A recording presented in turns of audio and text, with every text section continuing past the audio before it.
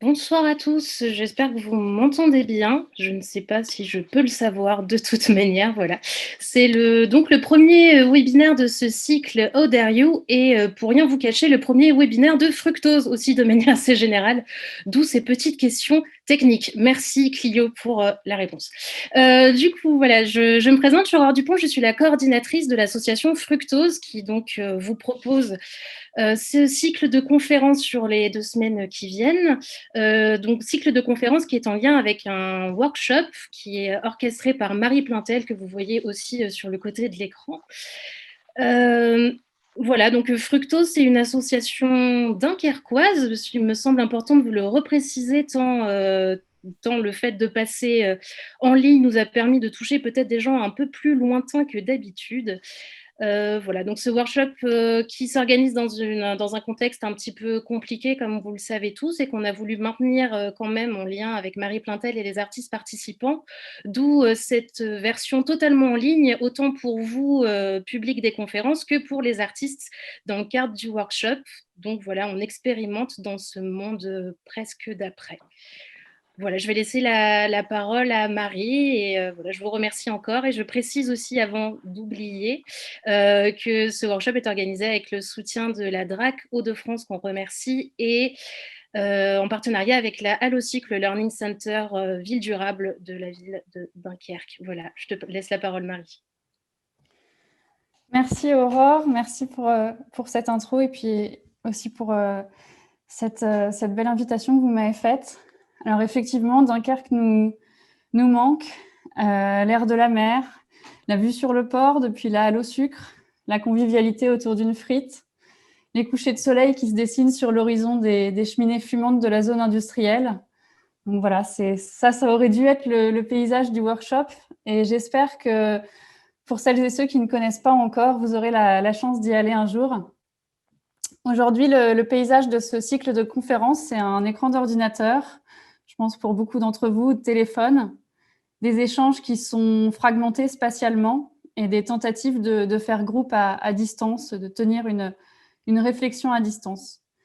Et comme l'a dit Aurore, c'est quelque chose qui est d'autant plus compliqué pour nous que ces conférences, c'est un peu la partie immergée du projet, c'est la partie immergée de l'invitation que m'a faite Fructose, puisque en effet, en même temps que ce cycle, et depuis lundi, depuis hier, nous nous réunissons avec 8 artistes qui ont été sélectionnés suite à un appel à candidature pour goûter ces idées, pour partager nos questionnements sur ce que cela pourrait être de créer dans un monde abîmé. Et je voudrais juste remercier les 8 artistes du workshop, Julie Gobert, Victor Givois, Hugo Costreva, Anne-Émilie Philippe, Paul Ralu, Clément Richeux, Clio Simon et Marianne Villière. On se rencontre tous les jours sur Zoom et si vous suivez Fructose, que ce soit sur les réseaux sociaux, plutôt sur les réseaux sociaux, mais aussi sur leur site internet, vous pourrez apercevoir des petites bribes de ce qu'on concocte pendant ces 15 jours. Donc aujourd'hui, le paysage du workshop, c'est ça, c'est Zoom principalement, mais c'est aussi l'agréable surprise d'avoir un public qui défie les distances géographiques et je vous remercie d'être si nombreux et si nombreuses ce soir. Ce qui est un petit peu moins gai dans ce paysage, évidemment, c'est le coronavirus. Et voilà, c'est peut-être, ça rend tout ça assez particulier. Le cycle de conférences, il a été pensé tout début 2020, avant le règne de Covid-19 donc, mais son sujet prend aujourd'hui une nouvelle coloration. J'ai l'impression que les réflexions autour de ce que c'est que vivre et créer dans un monde abîmé, elles sont devenues beaucoup plus sensibles, peut-être pour plus de monde aussi. C'est comme si l'intrusion du coronavirus avait remplacé ce qu'Isabelle Stenger et Bruno Latour nomment l'intrusion de Gaïa, une autre intrusion dans nos vies. Donc, je ne vais pas refaire l'histoire du premier confinement, de la vie d'après, qui était en fait la vie de l'entre-deux, et du deuxième confinement. Mais le virus, il a quand même radicalement changé nos vies, alors que les appels des scientifiques, répétés depuis des décennies, le rapport Meadows, les collapsologues, tout ça, ça n'avait pas changé grand-chose. Effectivement, on a peut-être été assommés par des chiffres, des rapports, des graphiques, mais peut-être qu'il nous a manqué quelque chose de plus sensible, des récits qui nous embarquent, des récits qui nous préparent pour le présent et pour la suite. Et voilà, ça, c'est la raison pour laquelle je souhaitais qu'on ait Nicolas Prignot avec nous ce soir pour cette conférence, que Nicolas, il est physicien et philosophe, drôle de mélange. Il est membre du groupe d'études constructivistes de l'Université libre de Bruxelles. Et à ce titre, il a collaboré au colloque et à l'ouvrage collectif Gestes spéculatifs, dirigé par Didier Debèze et Isabelle Stenger.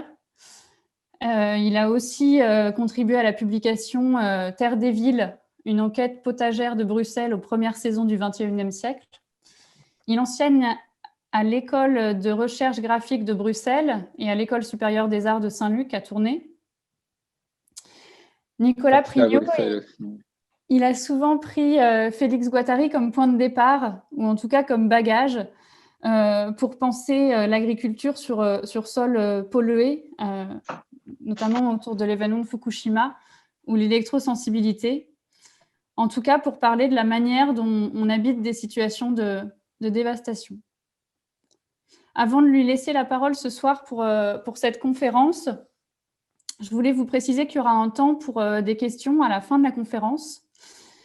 Et alors voilà, comment ça va se passer? Vous pouvez lever la main, c'est dans les options que vous permet Zoom, que vous voyez, je pense, en bas de votre écran. Donc à la fin de la conférence, quand on ouvrira le temps de questions-réponses, n'hésitez pas à lever la main, la lever plusieurs fois si vous voyez que d'autres personnes sont amenées à prendre la parole.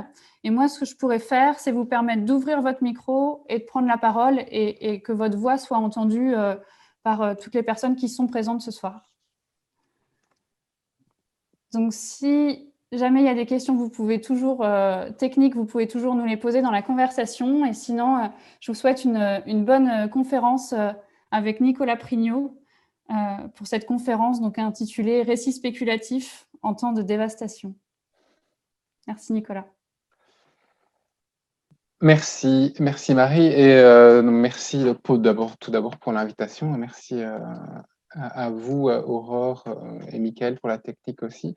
Donc là aujourd'hui, ce que je vais faire, c'est que je vais essayer de vous partager mon écran, donc pour ne pas que vous verrez toujours mon magnifique intérieur, mais je vais quand même essayer de vous parler depuis un PowerPoint pour que ce soit un petit peu moins toujours la même chose. Alors, je vais essayer de partager ça. On a fait les essais tout à l'heure, donc ça devrait marcher. Mais voilà. Voilà, donc voilà. Donc ce que je voulais faire aujourd'hui, c'était vous parler de récits spéculatifs en temps de dévastation. Alors, donc, en fait, ce que je vais vous présenter aujourd'hui, c'est un travail de recherche en cours. Donc, c'est vraiment du matériau sur lequel je suis en train de travailler et qui s'inscrit effectivement dans la ligne droite du master dans lequel j'enseigne, donc qui s'appelle Narration spéculative, gestes spéculatifs. C'est le cours que je donne donc à l'école de recherche graphique. Mais aussi des travaux qu'on mène dans le groupe d'études constructivistes de l'ULB dans lequel je fais partie. Donc, du coup, il y a pas mal de choses que j'hérite de tous ces gens qui travaillent avec moi. Donc, je les remercie également virtuellement, même s'il y en a même certains qui sont là. Donc, je les remercie du fond du cœur d'être venus me soutenir. Alors, donc, qu'est-ce que je vais faire aujourd'hui? Donc, je vais commencer par, donc je vais tourner autour de la question des récits. Donc, c'est vraiment l'idée sur laquelle on s'est mis d'accord avec Marie. Donc, c'est de vraiment parler de type de récits, de propositions, de que font les récits, de pourquoi parler de récits aujourd'hui. Voilà. Alors, je voulais partir pour ça et alors donc je croiserai ça évidemment avec le travail de Félix Guattari, donc qui effectivement est souvent une des sources, disons, pour moi, de réflexion et d'inspiration. Alors,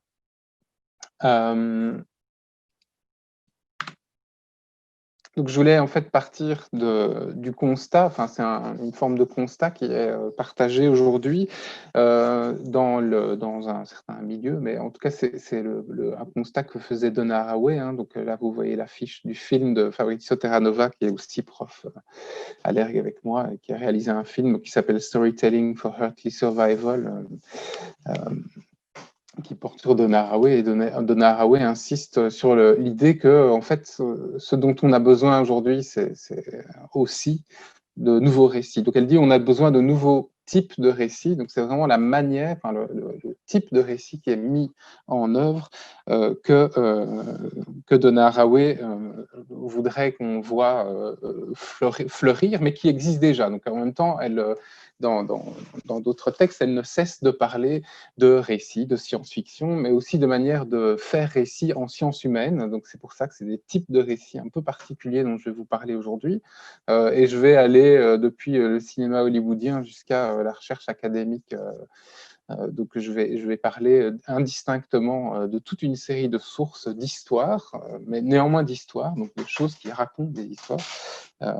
Et donc, Donna Haraway a ainsi dit à un moment, enfin, elle écrit dans Staying with the Trouble, elle dit les récits qu'on mobilise pour raconter des histoires importent, c'est-à-dire quel type de récit on met en œuvre quand on raconte quelque chose est quelque chose qui a des effets sur le monde. Et voilà. Alors, et donc, je vous ai mis également une autre auteure dont je vais reparler tout de suite après, mais qui est Anna Tsing, donc, qui a édité un livre qui s'appelle Les arts de vivre sur une planète abîmée, d'où l'autre partie du titre de ma conférence, hein, puisqu'il s'agit de parler de dévastation, de planète qui est déjà abîmée. Donc, ce n'est pas une œuvre de spéculation au sens où on devrait imaginer un futur abîmé. Le livre d'Anna Tsing, ici, qu'elle a coordonné, c'est un livre sur notre présent. C'est une planète qui est déjà en train d'être dévastée. Alors, elle n'est pas détruite, donc ce n'est pas tout à fait la même chose, et je reviendrai tout à l'heure sur des distinctions de ce type-là. Alors, que dit Haraway? En fait, à quoi est-ce qu'elle s'oppose? Pourquoi est-ce qu'on aurait besoin de nouveaux types de récits? Qu'est-ce que ça veut dire? Pourquoi est-ce qu'on en aurait besoin? Donc, le plus simple, c'est sans doute évidemment de dire à quoi elle s'oppose, c'est-à-dire à quel type de récit on ne veut plus, en tout cas, ça c'est sûr. Enfin, ça c'est toujours le plus facile, hein, de dire ce qu'on ne veut pas. Et donc, voilà, ce qu'on peut dire, c'est que ce dont elle s'oppose, c'est principalement le récit lié à la question de l'Anthropocène, donc le récit de l'Anthropocène, comme l'histoire de l'homme, hein, avec un grand H, qui, ayant déréglé la planète, devient subitement responsable d'elle, pardon, de la planète, au sens où il n'aurait pas à répondre de ce qu'il a fait, ça c'est la responsabilité que Haraway aimerait voir venir, mais au sens où tout d'un coup, eh bien, il deviendrait le gardien rationnel d'une histoire qui serait devenue générale, inventant des technologies toujours plus poussées pour contenir les dégâts des technologies qui les ont précédées, évidemment. Et ce, sous la forme donc toujours d'une mondialisation économique sans limite, hein, sous fond de guerre générale économique de tous contre tous, dans laquelle la moindre goutte de pétrole finira par être extraite et dans laquelle nous, simples citoyens que nous sommes, resteront bien à notre place pour contempler évidemment les bienfaits des grands hommes, hein, c'est toujours des hommes de toute façon. Et donc, contre cette espèce de récit hégémonique, cette espèce de récit qu'il faudra qualifier tout à l'heure, mais que je qualifierais d'imaginaire, donc une espèce de récit imaginaire où on va s'en sortir par la technologie, par le travail de l'homme par l'homme, etc. C'est une vieille histoire, hein, donc on pourrait dire que c'est le récit du progrès, en fait, depuis en tout cas la révolution industrielle, ce récit du progrès qui ne cesse de dire que la pollution est de toute façon un à côté du progrès technologique sur lequel on est bien obligé, qu'on est bien obligé d'accepter. Alors évidemment, Haraway propose d'autres formes de récits, hein, donc je vais vous donner quelques exemples, c'est pas pour vous montrer toute ma bibliothèque de livres, mais parce que je pense que c'est intéressant de passer un petit peu en revue le type d'histoire que Haraway propose de mettre en œuvre. Alors, donc, ce sont toute une série de récits qui veulent justement arrêter de dépasser une espèce des distinctions un peu trop massives entre, d'un côté, ce qui relèverait des activités humaines et de l'autre, ce qui relèverait de la nature, ce qui relèverait de la rationalité d'un côté et du monde de l'irrationnel de l'autre, ce qui relèverait d'un attachement sentimental d'un côté et de conditions de vie de l'autre, etc. Et donc, c'est toute une série d'auteurs, dont vous aurez sans doute vu déjà une partie, parce qu'ils sont un petit peu à la mode aujourd'hui, donc il n'y a pas de secret. Mais je crois que s'ils sont aujourd'hui justement un peu mis en avant, c'est parce qu'ils font autre chose que ce récit-là, ils nous montrent autre chose. Alors, donc là, je vous en ai mis 4, donc c'est le champignon d'Anat Singh, qui est un des grands succès de librairie de l'année passée, le champignon de la fin du monde, donc, où Anat Singh nous raconte l'histoire d'un champignon, donc le matsutake, qui est un champignon qui est très apprécié par les Japonais, et elle suit sur la planète là, les diverses apparitions, les conditions sous lesquelles ce champignon peut apparaître, les conditions de dévastation, puisqu'il y a aussi des anciennes forêts qui ont été complètement détruites, mais qui repoussent et dans lesquelles le champignon se sent bien, des conditions d'exploitation du champignon qui font qu'il finit par ne plus apparaître, etc. Et donc, elle mêle, et c'est ça qui est sans doute un des points à relever, elle mêle toute une série d'histoires qui sont qui seraient en fait très complexes, parce que c'est des histoires à la fois des histoires de forêt, des histoires économiques, des histoires de migration, et tout ça dans un seul ouvrage qui se lit presque comme un roman d'enquête, en fait, où on suit toute une série de choses, enfin toute une série de protagonistes, toute une série de situations qui sont décrites, et où Anat Singh rencontre toute une série de gens, etc. Et tout ça pour nous raconter une histoire qui est loin de celle d'un capitalisme hégémonique simple. Alors ça reste une histoire sur fond de capitalisme hégémonique, mais c'est un capitalisme très très complexe qui est fait de bouts de ficelle et qui fonctionne par petits accros, par petits bouts, etc. Donc je vous en ai mis d'autres aussi. Moi je suis assez fasciné par les gens qui travaillent autour de la conservation des espèces. Donc là il y a un livre de Deborah Birdrose, un autre de Tom Van Doren et un troisième de Jamie Lorimer. Donc, c'est 3 auteurs qui travaillent autour de la disparition ou de la préservation d'espèces. Alors, c'est des auteurs différents. Je ne vais pas essayer de dire qu'ils font tous la même chose. Ce ne serait pas du tout juste. Mais dans lesquels, en fait, on parle de préservation d'espèces, non plus comme justement si on pouvait encore sauver une espèce de nature sauvage dans laquelle on n'aurait plus rien à faire, mais comment est-ce que tentaculairement on est lié à des manières d'exister sur Terre qui sont liées à des animaux, qui sont liés à des... Alors ça va des animaux jusqu'aux microbes, aujourd'hui on le sent bien, puisque dans la situation dans laquelle on est, on sait que c'est lié à la manière dont on vit avec nos animaux.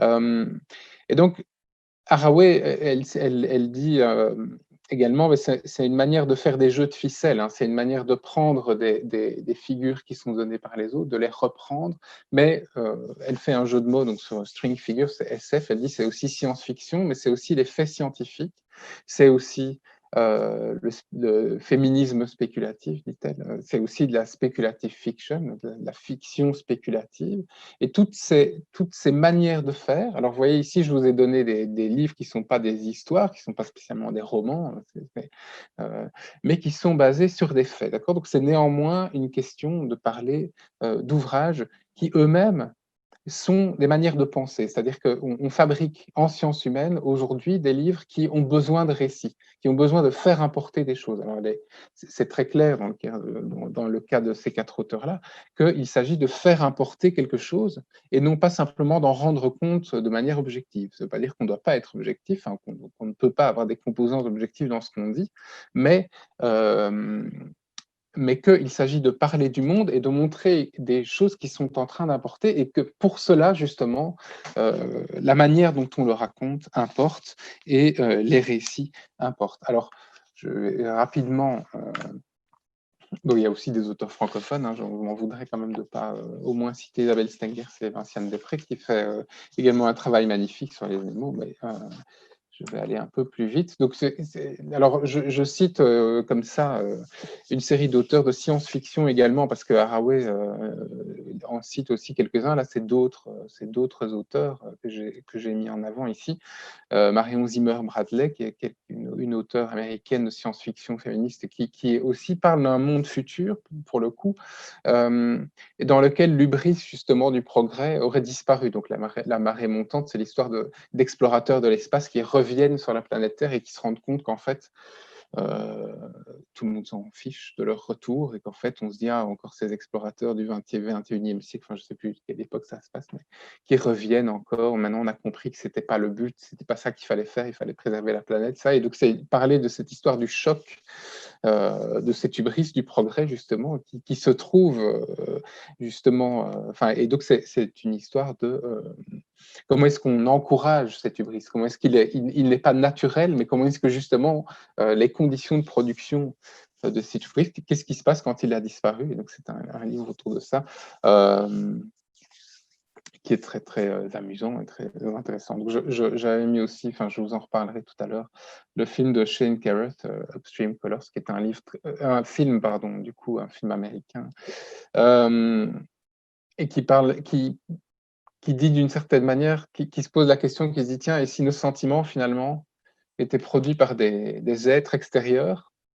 Donc, si tomber amoureux, c'était pas simplement, justement, une histoire purement humaine, anthropocentrique, mais si il se passait des choses en nous que nous ne comprenons pas et qui font qu'on tombe amoureux, et si tout d'un coup, l'équilibre biologique de tout ça, eh bien, tout d'un coup, se mettait à être bouleversé. Et donc, tout ce film, c'est une histoire d'amour incompréhensible du point de vue humain, parce que justement, elle est traversée par des non-humains bien plus intéressants. Voilà, alors je cite également Émilie H, qui est parmi le GECO, le groupe d'études constructivistes avec nous, qui elle aussi a fait tout un travail sur les récits écoféministes dans lesquels il s'agissait de montrer beaucoup de choses très intéressantes, mais notamment eh bien, comment ces récits à la fois féministes, écologiques, avaient été accueillis à l'université et très très mal accueillis à l'université. C'est-à-dire qu'avec les grandes questions très très abstraites et conceptuelles qu'on leur posait, on démembrait d'une certaine manière la puissance de ces récits. Et donc là, c'est un petit peu, Émilie parle très bien du démembrement, justement, de la manière dont des questions très abstraites et très tranchées, eh bien, parfois peuvent détruire la puissance même des récits qui, justement, ont cette capacité à faire tenir parfois des choses qui nous semblent, au point de vue abstrait ou conceptuel, parfois très, très opposées. Et que donc, justement, les récits ont cette puissance de réussir à faire tenir des choses, à former des ontologies, je vais y revenir tout de suite, ou à faire tenir parfois même des ontologies radicalement différentes. Donc, les récits peuvent agréger des choses qui, a priori, non, pas a priori, mais a posteriori, quand on leur soumet à une analyse logique, comme celle qu'on peut avoir de temps en temps par mauvais réflexe à l'université, eh bien, on peut perdre toute leur puissance et on peut justement les détruire. Alors, je voulais, donc ce que je voudrais faire aujourd'hui, donc là, j'espère que vous savez lire. Donc, c'est un extrait de Deleuze et Guattari, qui parle de comment parler d'un livre. Alors, je m'inscris, je l'ai dit, donc moi, un de comment on dit ça, mes philosophes de prédilection, disons des compagnons de pensée, ou celui dont j'apprends, mon maître, c'est Félix Guattari, qui a écrit une série d'ouvrages avec Gilles Deleuze, dont Mille plateaux et l'Anti-Oedipe, qu'est-ce que la philosophie, ou un livre sur Kafka. Et donc ici, c'est un extrait de Mille plateaux, du début de Mille plateaux, c'est un extrait très célèbre, dans lequel, justement, ils encouragent à une forme de compréhension des récits ou des livres, mais je tirerais jusqu'à dire qu'ils parlent de récits de manière un peu générale, jusqu'à dire, en fait, un livre, c'est pas quelque chose qu'il faut interpréter, c'est quelque chose dont il faut mesurer les effets. Ou mesurer, c'est-à-dire qu'il faut toujours fabriquer une échelle pour mesurer quelque chose, mais en tout cas, donc il faut tenter de comprendre et de saisir ce qu'ils font, comment ils sont fabriqués, sur quoi ils sont connectés, à quoi est-ce qu'ils sont, avec quoi ils sont agencés. Donc de prendre le fait qu'un récit, bon, on peut toujours demander ce qu'un récit signifie, bien sûr, c'est toujours intéressant, mais qu'en fait ça n'épuise jamais ce qu'un livre fait. Et donc, il y a vraiment un pragmatisme, en fait, de la pensée là, chez Deleuze et Guattari dans ce Mille plateaux, par rapport au fait qu'une histoire fait bien autre chose que ce que son interprétation pourrait en dire. C'est-à-dire qu'une histoire, un récit, agence des morceaux, des parties, des sensations. Donc, il parle de blocs de sensations, agencer des morceaux visuels autant que sentimentaux. Mais la question ici que je voudrais poser aujourd'hui, c'est qu'est-ce que ça fait? Et comment ça marche? Comment est-ce que ça fait des choses? C'est-à-dire que non pas qu'est-ce que signifie un récit, mais comment ça se fait que ça produit autant? Et ça, c'est donc là, je vais embrayer sur cette partie et je reviendrai donc sur tous ces nouveaux récits, sur du coup pourquoi est-ce qu'on a tant besoin de ces nouveaux récits qui sont des récits, tous les récits que j'ai cités ici, sont tous des récits qui tentent de sortir de l'anthropocentrisme. C'est tous des récits qui, d'une certaine manière, alors peut-être pas tous autant les uns que les autres, mais arrête de parler de récits héroïques, du héros qui va toujours réussir sa quête principale, mais qui veulent développer des outils pour la pensée, hein, qui veulent fabriquer autre chose que de l'imaginaire, dans le sens où on attendra et tout se terminera toujours bien, ou très très mal. Donc justement, comment faire pour sortir d'une sorte de dichotomie entre tout ira bien. Donc, ce sont des récits qui refusent aussi des grandes catégories comme ça, très très abstraites. Alors, je reviendrai dessus après. Donc, ce que je voulais faire maintenant, c'était vous parler de récits de manière un peu plus générale. Alors, je vais me servir, enfin, de nouveau, hein, je cite, et donc je vous montre la couverture d'un ouvrage que je trouve extrêmement puissant et extrêmement intéressant, à la fois sur le storytelling, sur la manière de raconter des histoires, qui s'appelle Mythocratie de Yves Citon. C'est un très très bel ouvrage qui pose un peu cette question, alors de manière beaucoup plus c'est pas que moi je sois pas politique, pas du tout, mais en tout cas, le livre d'Yves Citon pose directement cette question sur l'imaginaire de la politique et sur l'imaginaire de gauche. Et donc il dit la gauche a voulu se libérer en fait du récit, elle n'a pas voulu saisir les puissances de récit, et donc on est tout le temps en prise avec des petits morceaux de récit qui sont produits par les autres. Et qui se demande en fait comment récupérer cette puissance des récits. Et donc je trouve que c'est un livre extrêmement brillant parce que du coup c'est vraiment essayer de penser en fait par quoi le récit tient sa force et sa puissance. Alors il propose le récit, enfin une des choses que font les récits, pour Yves Citon, hein, c'est de moduler en fait nos désirs. Hein, il dit c'est des modulations de flux de désirs, donc c'est des modulations qu'il faut penser non pas comme une idéologie très très abstraite, logique presque. Hein, une idéologie, ça a toujours quelque chose d'illogique, mais en même temps c'est quelque chose de l'ordre des idées que nous avons et qui dirigerait nos manières de penser, comme si ça venait d'en haut et que ça nous dirigeait. Et il dit les récits ne fonctionnent pas comme ça. C'est-à-dire que les récits, c'est pas quelque chose qu'on doit absolument croire et qu'on va répéter à l'envi, etc. Ça fonctionne pas du tout comme ça. Alors, et donc, à travers ça, donc le storytelling, j'en touche juste un mot, mais donc c'est devenu une manière de vendre des produits, hein, mais enfin, des produits ou en tout cas des identités de marque, puisqu'il s'agit de produire des récits autour d'une entreprise, par exemple, de vendre quelque chose, hein, de vendre, et non pas un objet, puisque les marques ne vendent plus des objets depuis très longtemps, mais de vendre des identités de marque, des récits autour de la vie d'une marque, etc. Donc c'est vraiment devenu une manière de parler de tout. Alors on peut dire que la politique fait la même chose, hein, j'entendais les commentateurs sur The Guardian qui disaient que ce qui avait gagné, c'était les récits de Trump. C'est-à-dire que Trump, même s'il n'a pas gagné les élections, la manière dont il a fait récit pendant 4 ans, les histoires qu'il a racontées, qui continuent à se raconter aujourd'hui, eh bien, ces histoires-là, la puissance de ce storytelling fait que d'une certaine manière, il y a quelque chose qui a été gagné. Alors, il ne faudrait pas parler de ça maintenant ici, mais il faudrait évidemment savoir quoi. Et donc, cette puissance des récits, elle est sans doute extrêmement problématique. On verra. Notamment, enfin, je prends un autre exemple. Hein, donc, c'est Alex Rosenberg, un philosophe américain, qui justement, lui, alors c'est pour être un peu critique sur les récits. Donc, lui, il dit, ben, justement, si il faut comprendre l'histoire. Alors, l'histoire comme science, hein, la science historique. eh bien, il faut se passer de récit, il faut se passer d'histoire, parce qu'on n'est pas capable de comprendre à base d'histoire. Les histoires sont une mauvaise manière de raconter l'histoire avec un grand H, parce que justement, on a trop des protagonistes. Dans les récits, on a des protagonistes avec des intentions qui veulent faire des choses, et donc on est trop tenté de penser que l'histoire historique, enfin, l'histoire avec un grand H, c'est la somme de volonté, hein, qu'il y a quelque chose d'intentionnel, qu'il y a quelque chose qui se déplie, etc. Et on passe à côté des vraies forces historiques, dit Alex Rosenberg. Alors, voilà, c'est une critique qu'on peut faire au récit. Après, la question qu'on pourrait poser, c'est mais de quel type de récit parle-t-il, justement? Alors, est-ce qu'on peut justement produire d'autres types de récits qui ne soient pas aussi anthropocentrés, aussi intentionnels dans la manière d'amener les éléments narratifs, etc. C'est une des questions que je voudrais poser aujourd'hui. Alors,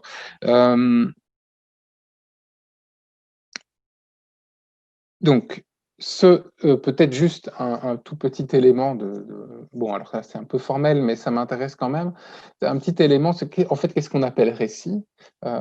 C'est assez intéressant quand même de revenir un petit peu aux études structuralistes sur les récits, très brièvement. Donc, je ne vais pas vous assommer du structuralisme très longtemps, mais il y a quand même un événement, disons qu'en émiettant un petit peu ce que les structuralistes ont voulu raconter, et en pensant aux éléments nécessaires d'un récit, ça nous donne quand même une idée justement d'où vient la puissance de ces récits. Et comment ça se fait qu'on arrive tellement on s'identifie, que justement on se met à désirer des choses qu'on ne désirait pas parce qu'on nous raconte des histoires, on réfléchit. Enfin, je veux dire, moi, je prendrais les récits dans sa manière la plus générale aussi comme une forme de pensée, enfin, et de simulation de la pensée. Alors, on peut relever quelques éléments, hein. Donc, pour avoir récit, il faut une transformation d'état. Donc, il faut passer d'une situation A à une situation B avec un protagoniste. Alors, il faut au moins un personnage, mais c'est intéressant l'idée du personnage, parce que du coup, qu'est-ce qui se passe à travers l'introduction d'un personnage dans un récit? C'est qu'un récit est toujours situé dans un point de vue, c'est-à-dire qu'on fabrique de toute façon, à travers les personnages, ça pourrait être des personnages non humains, hein, à travers la narration, un point de vue auquel on est plus ou moins amené à s'identifier. Donc, il n'y a jamais évidemment une identification totale, mais auquel on est censé se rattacher, en tout cas pour comprendre l'histoire.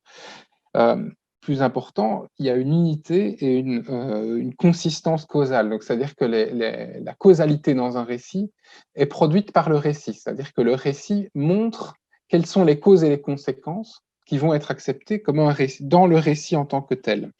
Donc, c'est pas enfin, là c'est la proposition philosophique que je ferai, c'est que cette puissance causale est extrêmement importante. Quand on produit des récits, on produit ce qu'on va considérer comme étant une cause, ce qu'on va considérer comme étant acceptablement une conséquence, hein, qui est liée, évidemment, si on parle de cause, on parle tout de suite de conséquences. Mais les régimes de causalité dans un récit sont produits par le récit lui-même. Ils ne préexistent pas d'une certaine manière. On peut reprendre des régimes de causalité qui préexistent, évidemment, mais on les remet toujours en œuvre dans des récits. Et donc, comme il y a transformation d'une situation initiale à une situation successive ou une situation finale, il y a différents états, et à ces différents états, on attribue des valeurs. Et donc, il y a un processus aussi de valorisation de certains états dans le récit et de dévalorisation d'autres états, hein, donc, auxquels on va associer nos désirs, plus ou moins, et donc ça peut être de l'association négative, hein, ça peut être du rejet aussi, mais et donc, c'est une des manières de parler du fait qu'il y a des prises sur la manière dont on désire dans un récit. C'est-à-dire que le récit, on va avoir du bien ou du mal à s'attribuer. Donc, quand je dis valeur, ça veut dire évidemment qu'il y a certaines choses qui vont être désirables, d'autres qui ne vont pas l'être, etc. Donc, le récit est une machine à produire de la valorisation. C'est-à-dire, qu'est-ce qui va importer pour nous? Qu'est-ce qui nous attache? À quoi est-ce qu'on est attaché dans un récit? À quoi est-ce que les protagonistes sont attachés? Et donc, c'est aussi une manière de partager des expériences qu'on ne vit pas nous, ça on sait bien, hein, les récits, c'est une manière aussi de vivre des choses qu'on ne peut pas vivre, pour le meilleur ou pour le pire, bien entendu. Alors, dernier point, c'est évidemment que les récits, ça qui est intéressant, c'est qu'ils laissent une grande marge de liberté. C'est-à-dire que on sait bien qu'un récit, c'est pas quelque chose qui nous impose une solution. En fait, on parle tout le temps de récits, on interprète, comme je le disais tout à l'heure, mais on contredit, on juge des récits. Donc ça, Bruno Latour, dans l'enquête sur les modes d'existence, parle très bien du fait que les récits, c'est quelque chose dont on ne cesse de parler et dont et toute la prolifération autour des récits. Donc je crois que c'est... pardon. Les récits, c'est une des choses qui sont les plus commentées, critiquées, dans lesquelles il y a des questions de goût, qu'est-ce qu'on aime, qu'est-ce qu'on n'aime pas, etc. Et donc, on sait bien qu'on a une marge de liberté énorme et interprétative, mais en même temps, on sait aussi qu'on est très influencé par des récits. Et donc, très influencé, ça veut dire que d'une certaine manière, on partage des séries d'affects, on partage des séries de désirs avec les protagonistes, etc. D'où les critiques sur le storytelling ou les critiques de Rosenberg sur le fait que les sciences ne peuvent pas, et notamment la science historique, en passer par des récits parce que justement, elles joueraient sur un côté affectif, alors qu'on devrait se détacher de ce côté affectif. Alors, on peut entendre la critique, on peut tout à fait également dire l'inverse. C'est-à-dire la question, c'est justement de moduler nos affects. C'est justement comment pouvons-nous nous affecter. Et Yves Citon dit très bien aussi que c'est pas justement comment quelqu'un à Hollywood va nous affecter, mais comment est-ce qu'on s'affecte les uns les autres. C'est-à-dire que comment nos récits que nous partageons, les choses que nous produisons les uns les autres sans cesse, ne cessent de nous affecter mutuellement. Donc il y a quelque chose de l'ordre aussi de quelque chose de non hiérarchique dans les récits, dans le sens où, alors évidemment, on est dans un monde dans lequel il y a énormément de formes de hiérarchie différentes, notamment dans la production des récits, mais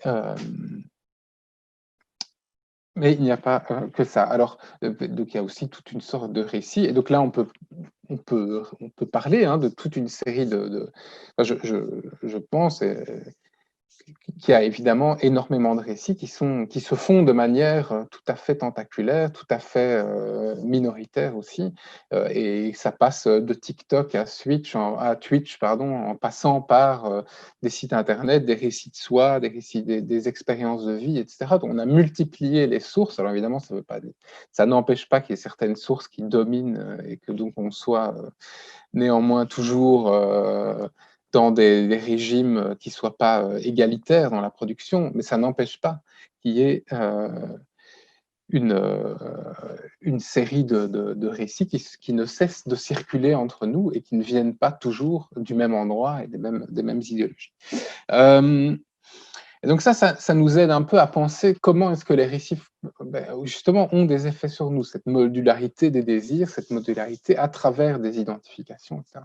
Alors, je voulais connecter à ça, et donc je vais passer au point suivant, même si il faut que j'avance un peu, mais donc à Félix Guattari, donc je disais, alors je passe toute une série de choses, mais donc je vous montre juste ce dernier slide parce que c'est un moment très intéressant. Donc, Yves Citon aussi reprend aussi l'idée que c'est pas forcément des récits en entier qui nous font ça. C'est-à-dire que justement, c'est pas le récit en tant que signifiant, mais que ça peut être des petites scènes, ou ça peut être des petits moments ou des mises en scène. Donc là, c'est un extrait de Interstellar, enfin, une capture d'écran du film Interstellar de Christopher Nolan, donc on ne peut pas dire que le récit en tant que tel soit très spéculatif sur sa fin, même si c'est un récit de science-fiction, mais le début met en scène justement un monde dévasté, et donc c'est un monde qui est un monde où il n'y a plus grand-chose qui pousse, et donc il y a de la poussière tout le temps.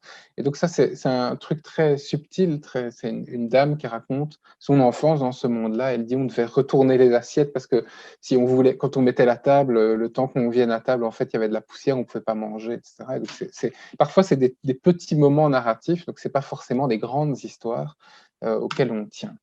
Et donc, alors, moi, ce qui m'intéresse chez Guattari, et je vais connecter ça au récit tout de suite, rapidement, donc je vais aller très vite sur Guattari, j'espère qu'il m'excuse. Et donc l'idée de Guattari à la fin de sa vie, donc ça c'est Les trois écologies, c'est publié, je pense que Guattari, donc, il décède en 92, enfin, en 92, pardon, puisque je suis à Dunkerque. Et les trois écologies, c'est publié 3 ans avant, à peu près. Et donc, il s'adresse en fait à ses camarades des grands partis verts français de l'époque.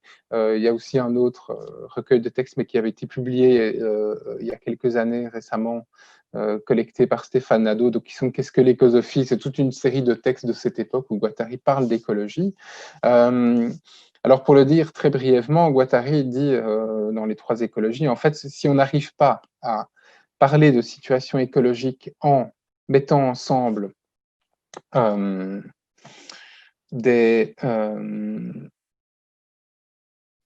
dire, excusez-moi, c'est juste que je suis en train de voir les discussions dans le chat de Zoom, donc je m'interromps, mais je reviens. Donc Guattari nous dit, si on n'arrive pas, au point de vue écologique, à conjuguer une écologie de la nature, dit-il, il y a peut-être toujours une écologie de la nature, mais en fait, si on n'arrive pas à prendre toute situation écologique comme étant toujours traversée par une question sociale, la question du socius, mais la production de sociabilité et la production de subjectivité sont intimement liées, dit-il, et c'est pour ça qu'il dit il y a trois pôles, trois lentilles, dit-il, d'analyse de tout problème écologique qui sont toujours un versant nature, mais dont il dit qu'elle est une production machinique très très humaine, et un volet donc un volet nature, un volet mental et un volet de sociabilité ou des modes d'être ensemble. Il dit socius, ça ne veut pas dire la société, mais ça veut dire les manières d'être ensemble. Alors, le truc de Guattari, c'est quand même de dire, parce que jusque-là, en fait, c'est une situation relativement classique, hein, c'est-à-dire que il y a le monde, il y a moi, il y a les autres. C'est une proposition philosophique très très ancienne. C'est pas très nouveau ce que fait Guattari dans ce petit ouvrage, de ce strict point de vue-là. Mais on rate souvent, à mon avis, un truc qui est que en fait ces trois pôles, ces trois lentilles, eh bien en fait elles préexistent pas à leur articulation. C'est-à-dire qu'en fait, il n'y a jamais de situation qui n'articule ces trois pôles et ces trois lentilles. Et ça, c'est ce que. Et alors, Guattari qualifie ça de machinique. Alors, c'est un terme que Guattari utilise beaucoup, machinique. Je crois à peu près dans tous ses textes, depuis le premier jusque le dernier, il utilise l'adjectif machinique ou le terme de machine, plus ou moins.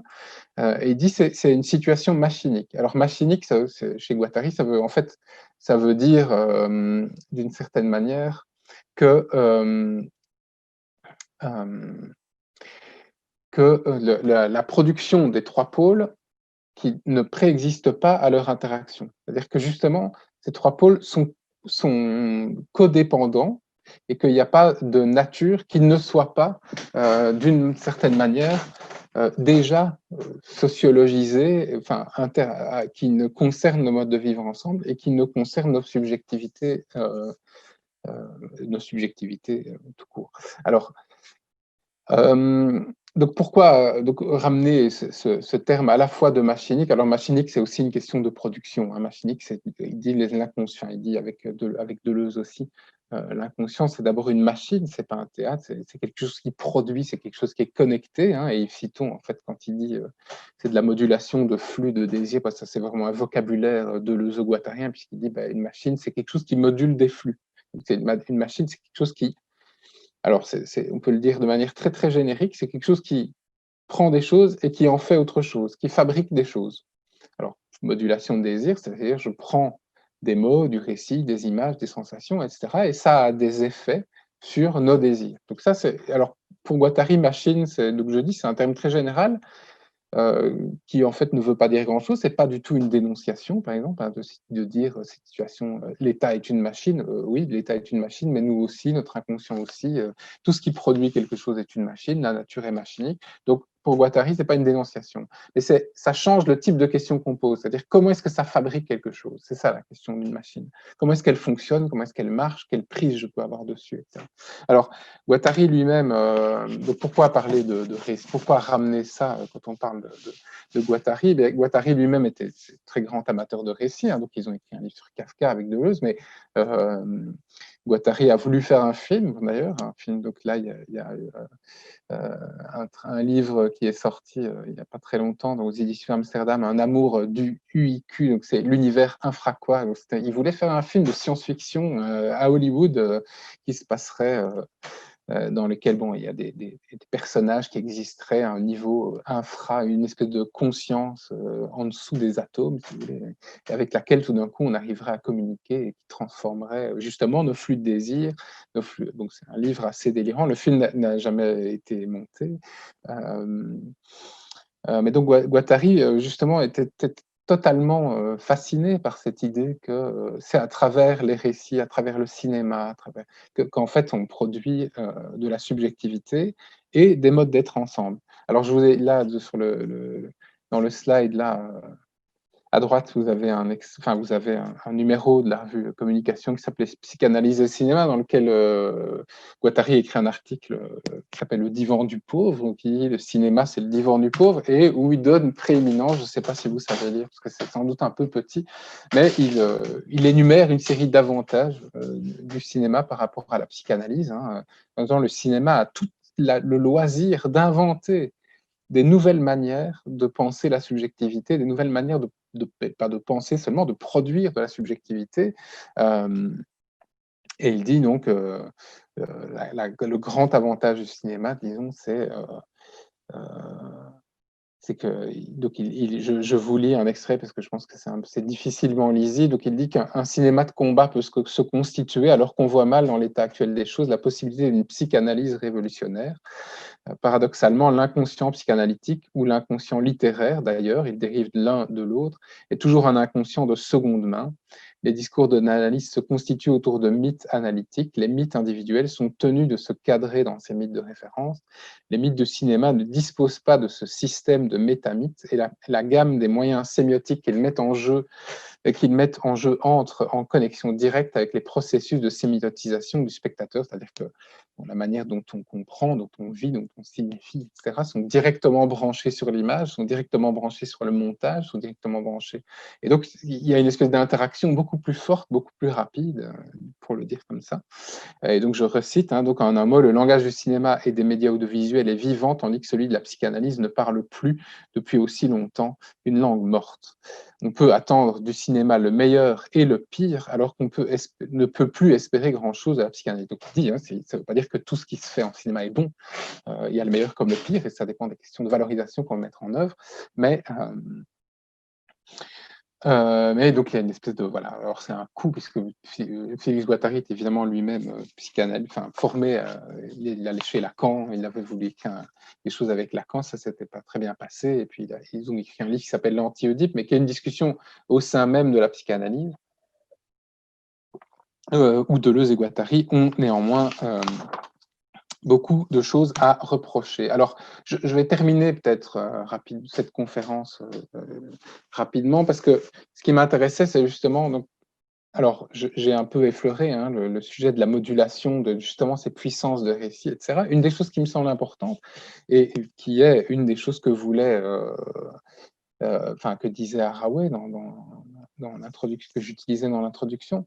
C'est-à-dire que les récits dont on a besoin aujourd'hui, c'est des récits qui donc dépassent cette question de l'anthropocentrisme, dépassent cette question du progrès, mais justement, ça ne veut pas dire que ce sont des récits défaitistes. Alors Isabelle Stengers a utilisé cette expression à propos de Dan Haraway qui dit fabriquer de l'espoir, mais au bord du gouffre. C'est-à-dire que c'est non innocent, c'est pas naïf, c'est dire on est en situation de dévastation, on est dans une situation où nos modes d'exister sont laminés déjà, sont déjà en train d'être détruits, où nos pensées sont les pensées qu'on a dans un monde qui est déjà en train d'être détruit. Les manières de produire nos récits sont appauvries d'une certaine manière, on les produit mass-médiatiquement, on les produit en série, etc. Mais néanmoins, par où est-ce que passent les puissances qui nous restent? C'est-à-dire par où est-ce qu'on peut encore trouver de quoi activer? Alors là, justement, je parlais tout à l'heure d'imaginaire, mais non pas activer l'imaginaire, mais activer une faculté. D'accord? Alors, une faculté de se projeter et donc une faculté d'imaginer. Alors, on peut dire l'imagination, bon, c'est pas. Mais il faudrait, donc ce ne serait pas une faculté kantienne, mais ce n'est pas très grave. C'est une faculté justement en acte, une faculté d'être en train d'imaginer des solutions possibles. Alors, vous voyez que là, on est sur un fil assez tendu, enfin assez fin, entre justement l'espoir un peu naïf, celui de l'imaginaire, celui du progrès, celui de tout va bien s'arranger et donc laissons faire. On trouvera bien des solutions, ne nous tracassons pas, et on sent tous bien que ça ne marche plus très bien. Enfin, j'imagine, si vous êtes là, c'est que sans doute vous sentez que ça ne marche plus très bien. Mais cet imaginaire, eh bien justement, il a eu ce revers assez mauvais dans la situation qui est la nôtre, qui du coup, il fait apparaître tous ceux qui auraient encore de l'espoir, entre guillemets, comme étant des naïfs ou des futurs inactifs qui ne vont rien faire que d'attendre la mort en continuant à faire comme ce qu'ils font toujours. Alors, je cite, bon, alors c'est Gunther Anders, donc c'est un philosophe qui était évidemment dans une autre situation puisque c'était post-Seconde Guerre mondiale et que le problème d'Anders, c'était la possibilité de l'autodestruction, enfin de la destruction. Alors, c'est pas de nouveau, c'est pas de l'autodestruction, c'est-à-dire que moi, je n'y aurais rien à voir là-dedans, mais de la destruction de tous par certains humains qui possèdent la bombe atomique. Il y a plein de gens qui n'ont strictement rien à voir dans cette histoire, mais qui seraient aussi détruits. Donc, c'est justement, il ne faut pas dire que c'est l'autodestruction de l'homme par l'homme, parce que ça, c'est mettre tout le monde dans le même panier, alors que ce n'est absolument pas la question. Donc ça, là, je tomberais moi-même dans le piège d'un mauvais récit, j'ai failli le faire, et ce n'est pas ça. Et donc, Gunther Anders, son problème, c'est celui de la destruction possible de l'humanité par la catastrophe nucléaire, donc possibilité qui existe toujours. Hein. On a tendance parfois un peu à l'oublier, mais on a toujours encore assez de bombes nucléaires pour foutre en l'air toute la planète, donc ça, il n'y a pas de souci. Et donc, il écrit ceci dans un livre qui s'appelle « La violence, oui ou non, une discussion nécessaire », un livre dans lequel il y a des correspondances avec le pilote d'avion qui a lancé la bombe nucléaire, alors je ne sais plus laquelle, soit Hiroshima, soit Nagasaki. Et il dit, il ne faut pas faire naître l'espoir, il faut l'empêcher. Donc ça, c'est Gunther Anders qui parle. Personne n'agira par espoir. Hein. Tout espérant abandonne l'amélioration à une autre instance. Oui, la météo s'améliore, je peux peut-être espérer. Le temps ne devient pas meilleur ainsi, ni pire, donc ça ne change rien. Mais dans une situation où seul l'agir individuel compte, espoir n'est qu'un mot pour dire qu'on renonce à l'action personnelle. Alors, donc ça, c'est justement le revers, à mon avis, de la médaille de cette situation dans laquelle on se trouve, cette situation où, si on annonce le pire, on a plutôt tendance à donner l'impression qu'on va avoir raison, et que du coup, il ne faut pas espérer. Alors, justement, c'est là que je voudrais faire la différence entre un imaginaire, dans le sens où il est déjà donné, il est déjà fait, c'est-à-dire un imaginaire, celui du progrès, celui où il n'y a qu'à attendre, effectivement, celui dont Anders parle, on peut bien reconnaître qu'il existe, et une autre forme d'activation, c'est-à-dire une autre forme d'activation de nos capacités à produire, donc de nos capacités à produire des solutions. Et donc, ce n'est pas l'imaginaire du libre entrepreneur qui trouve toujours des solutions vertes à tous les problèmes, parce que lui, il fait partie de l'imaginaire tel qu'on nous le déploie, tel que l'idéologie, entre guillemets, la déploierait. Mais une autre manière de produire de l'imagination située, et donc c'est là que les récits dont je parlais au début me semblent extrêmement importants, c'est qu'ils parlent d'un monde qui est dévasté, et ils parlent de nos manières d'inventer, alors toujours de manière locale, hein, toujours de manière très située, des propositions pour l'avenir. Alors, comme je parle depuis très longtemps, je vais m'arrêter. Alors, j'ai découvert, donc je vais m'arrêter, je termine sur ce dernier slide. Donc, justement, c'est très compliqué cette question d'espoir parce que donc là, j'ai découvert, je ne savais pas, mais j'ai découvert qu'il existait un courant de littérature qui s'appelle le Hope Punk, donc les punks pleins d'espoir. Donc ça, c'est un peu l'inverse des punks historiques dont le slogan était No Future, je vous le rappelle. Et donc ici, c'est les punks de l'espoir. Alors, ce qui est et donc il y a plein de choses très bien, certainement, dans ce courant, mais c'est clair que fabriquer de l'espoir, c'est quelque chose de très, très difficile. C'est-à-dire que c'est quelque chose qui demande que, justement, si ce n'est pas du rêve, si ce n'est pas de l'imaginaire au sens de l'idéologie, ça demande de parler de situations concrètes, ça demande de parler d'une texture du monde qui est un petit peu, qui est activable et qui n'attend pas d'en haut des solutions toutes faites et déjà là. Et donc, c'est pas non plus... parce que, par exemple, je lisais un article sur le Open où on me disait que Game of Thrones, c'était un peu le personnage de Jon Snow qui ne laisse jamais tomber. Vous voyez que j'ai que des références culturelles extrêmement importantes. Donc, le personnage de Jon Snow, le héros principal, qui n'abandonne jamais face au destin. Pour moi, c'est pas ça, produire de l'espoir. C'est pas dire je ne vais jamais abandonner. Évidemment, c'est important de ne pas céder, de ne pas abandonner. Mais la question, c'est plutôt comment fabriquer les conditions qui font qu'on est encore capable aujourd'hui de ne pas désespérer. Et donc c'est ça qui est très, très complexe et mystérieux, évidemment. Voilà. Et donc, le How Dare You de Greta Thunberg fait partie.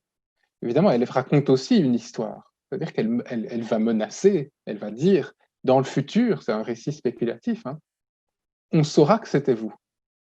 Hein, et donc, c'est un récit sur aujourd'hui, mais sur le futur, mais qui parle, qui s'adresse à aujourd'hui en disant c'est vous dont on se souviendra comme étant ceux qui n'ont rien fait, qui n'ont pas écouté, qui n'étaient pas là, etc. Voilà, ben, je vous remercie et je vais peut-être repasser la parole à Marie pour qu'on puisse faire passer la parole dans la salle. Enfin, la salle virtuelle, mais salle quand même. Merci Nicolas. Donc effectivement, si vous avez des questions, n'hésitez pas à lever la main. Je vais pouvoir... On voit le chat aussi. Alors, il y a le chat, mais c'est peut-être un petit peu plus c'est plus sympathique facile si vous parlez. de passer par des questions par l'oral. Et voilà, vous pouvez aussi nous raconter des récits si vous voulez, ou poser des questions. Je vais peut-être arrêter de partager ça, mais c'est fini de toute façon.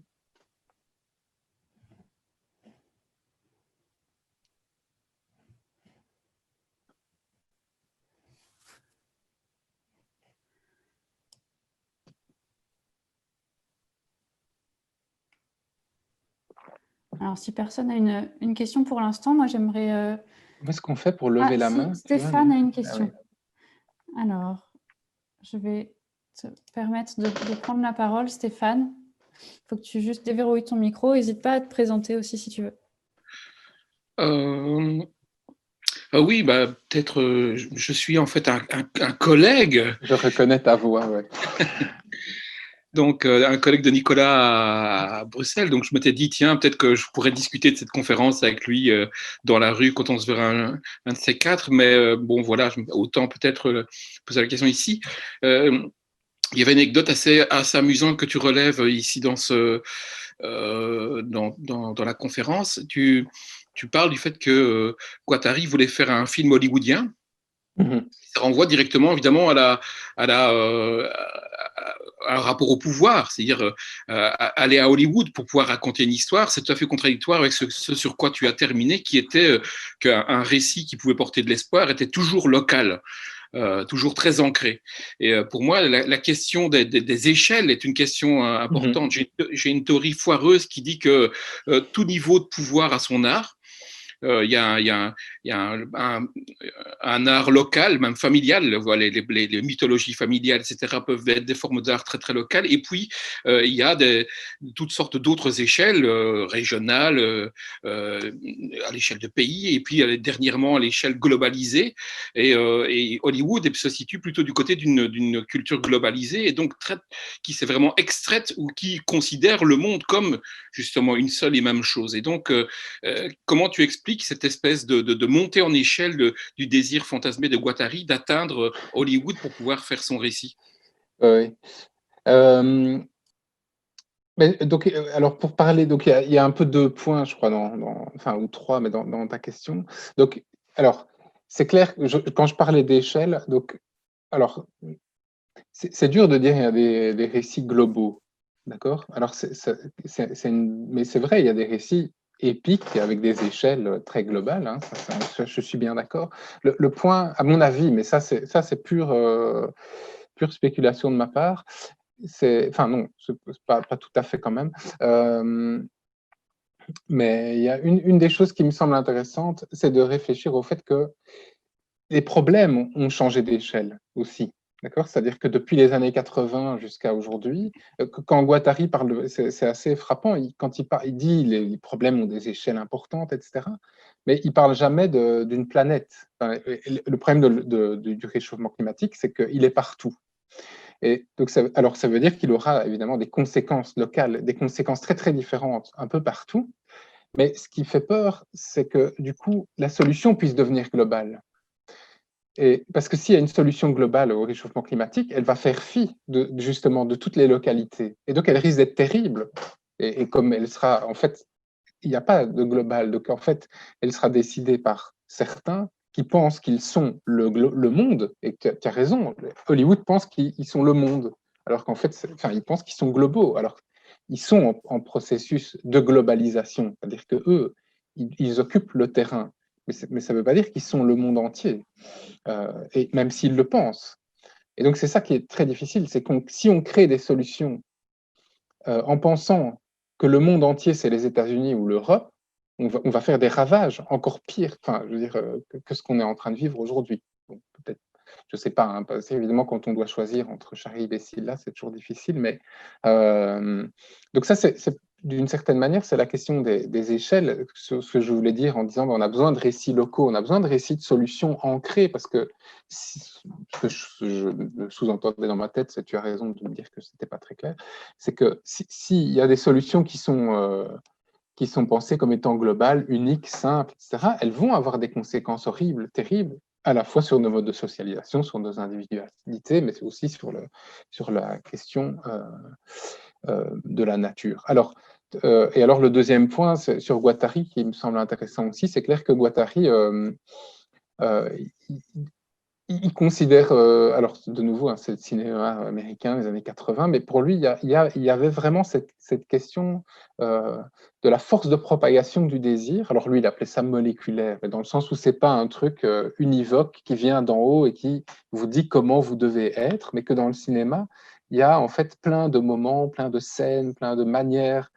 Il y a cette anecdote très célèbre, mais dont j'ai oublié l'auteur, mais qui disait que à un moment dans la rue, on commence à voir marcher les gens comme dans les films américains. Parce que, justement, alors, c'est une anecdote intéressante, hein, puisqu'elle dit, ben, est-ce qu'on ne le voyait pas avant? Parce qu'on peut se dire ça aussi, c'est pas que tout d'un coup les gens changent forcément de manière de marcher, c'est que tout d'un coup on identifie une manière de marcher avec un style. Alors, il y a aussi le fait que peut-être on change de style.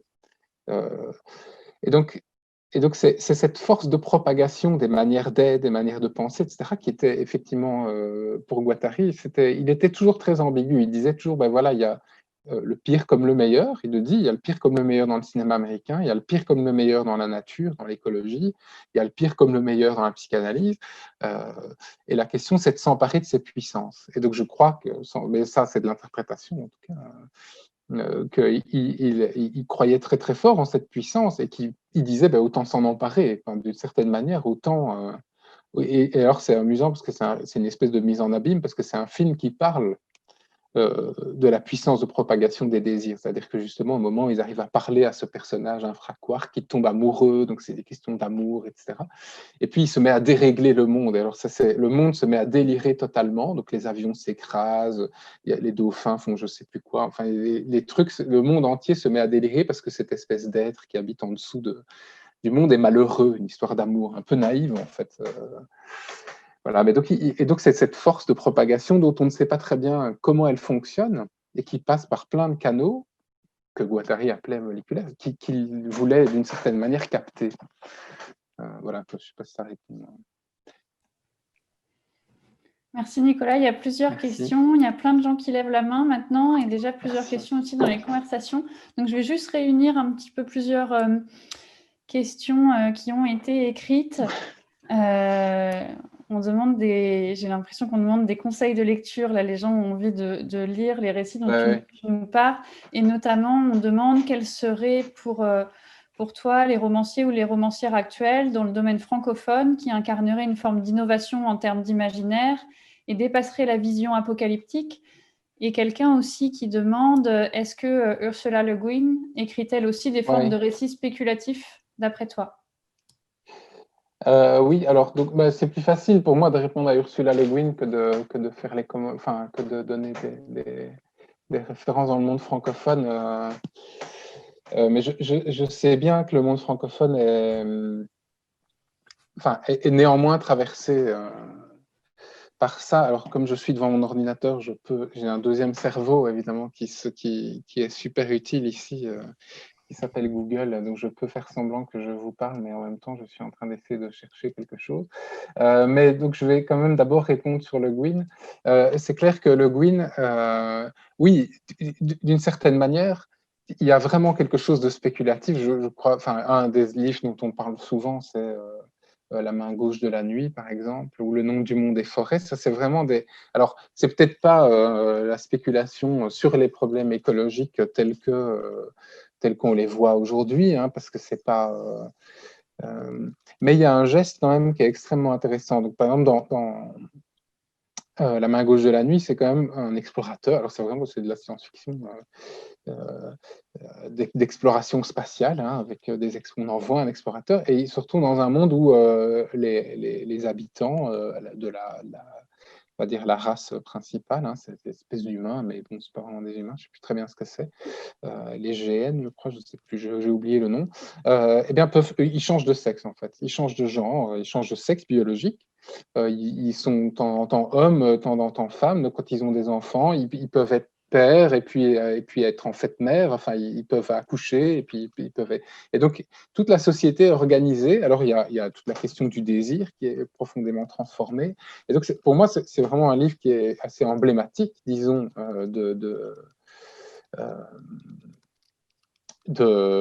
comment justement de cette question spéculative en science-fiction qui est mais d'inventer un monde où on se demande, mais tiens, et si quelque chose était un peu différent, et si on arrivait, et là qui se met à activer l'imaginaire, parce que je pense, l'imagination, pardon, justement, donc en tant que faculté, c'est-à-dire que justement, c'est cette capacité à saisir quelque chose, un monde qui serait radicalement différent du nôtre. Si tout d'un coup il y avait une différence, toutes les conséquences que ça aurait et toutes les conséquences qu'une petite différence, alors petite différence, on peut dire que c'est petit, le fait qu'on par cycle, on change de genre biologique, hein,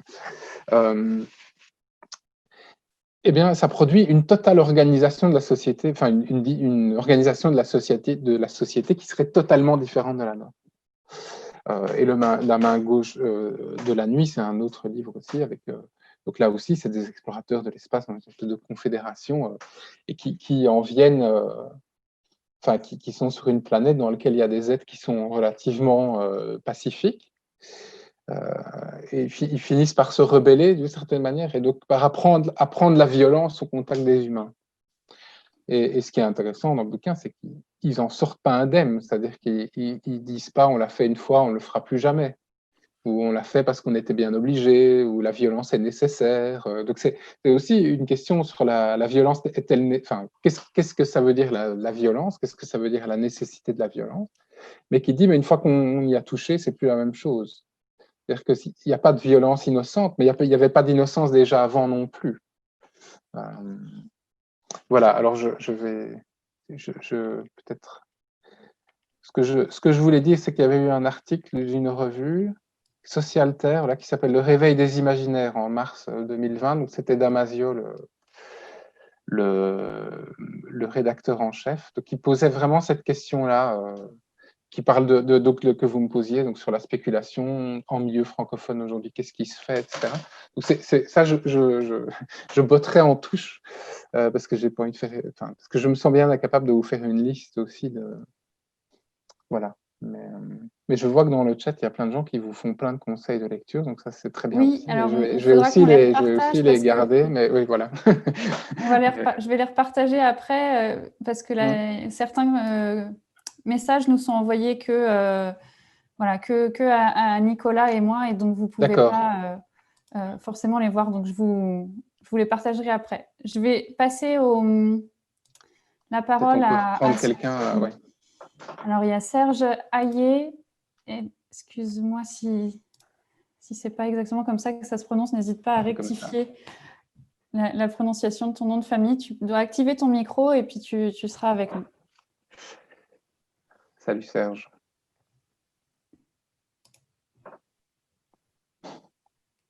Alors, pour activer le micro, ça se Il faut passe activer le micro, oui. en bas à gauche de l'onglet Zoom.